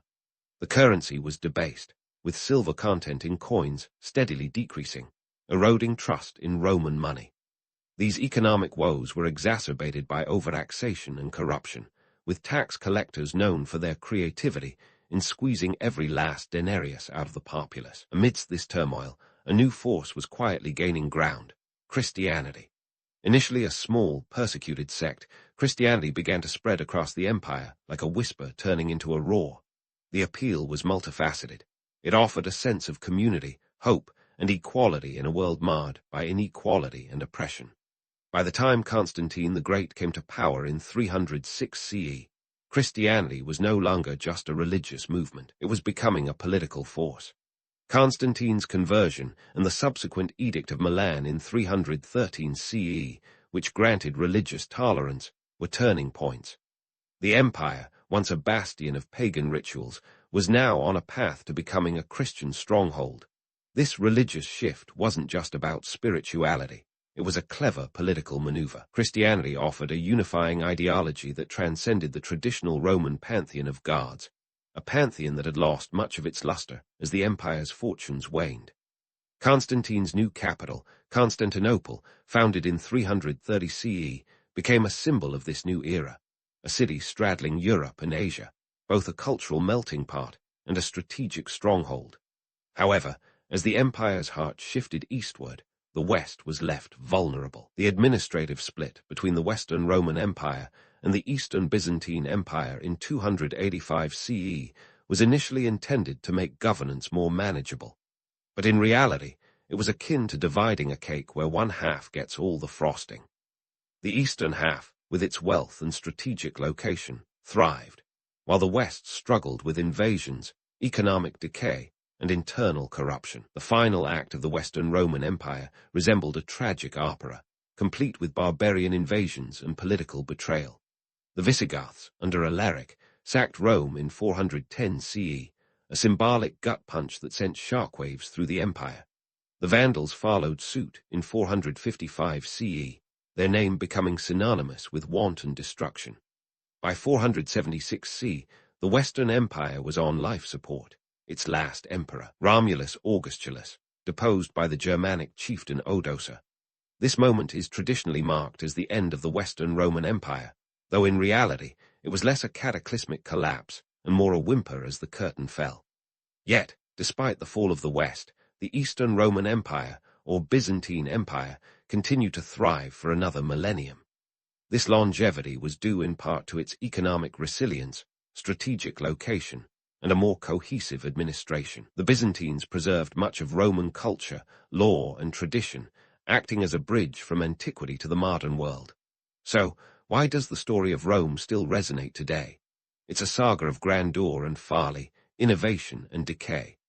The Roman Empire was a testament to human ambition, a civilization that reached staggering heights, yet was undone by its own excesses and internal contradictions. Its legacy is a complex tapestry, from legal codes that inspired modern systems to architectural marvels that still stand, from the spread of Christianity to the cautionary tales of power gone awry. Rome's rise and fall remind us that even the mightiest empires are fragile, susceptible to the same forces of change and decay that shape all human endeavors. It's a story that cautions against hubris, highlights the perils of inequality, and celebrates the enduring human spirit that seeks meaning and connection across time. As we close this chapter, remember that history is not just about the past. It's a mirror reflecting the complexities of the present and the possibilities of the future. So, keep your eyes open and your mind sharp. History's lessons are waiting to be discovered in the stories we tell and the world we create.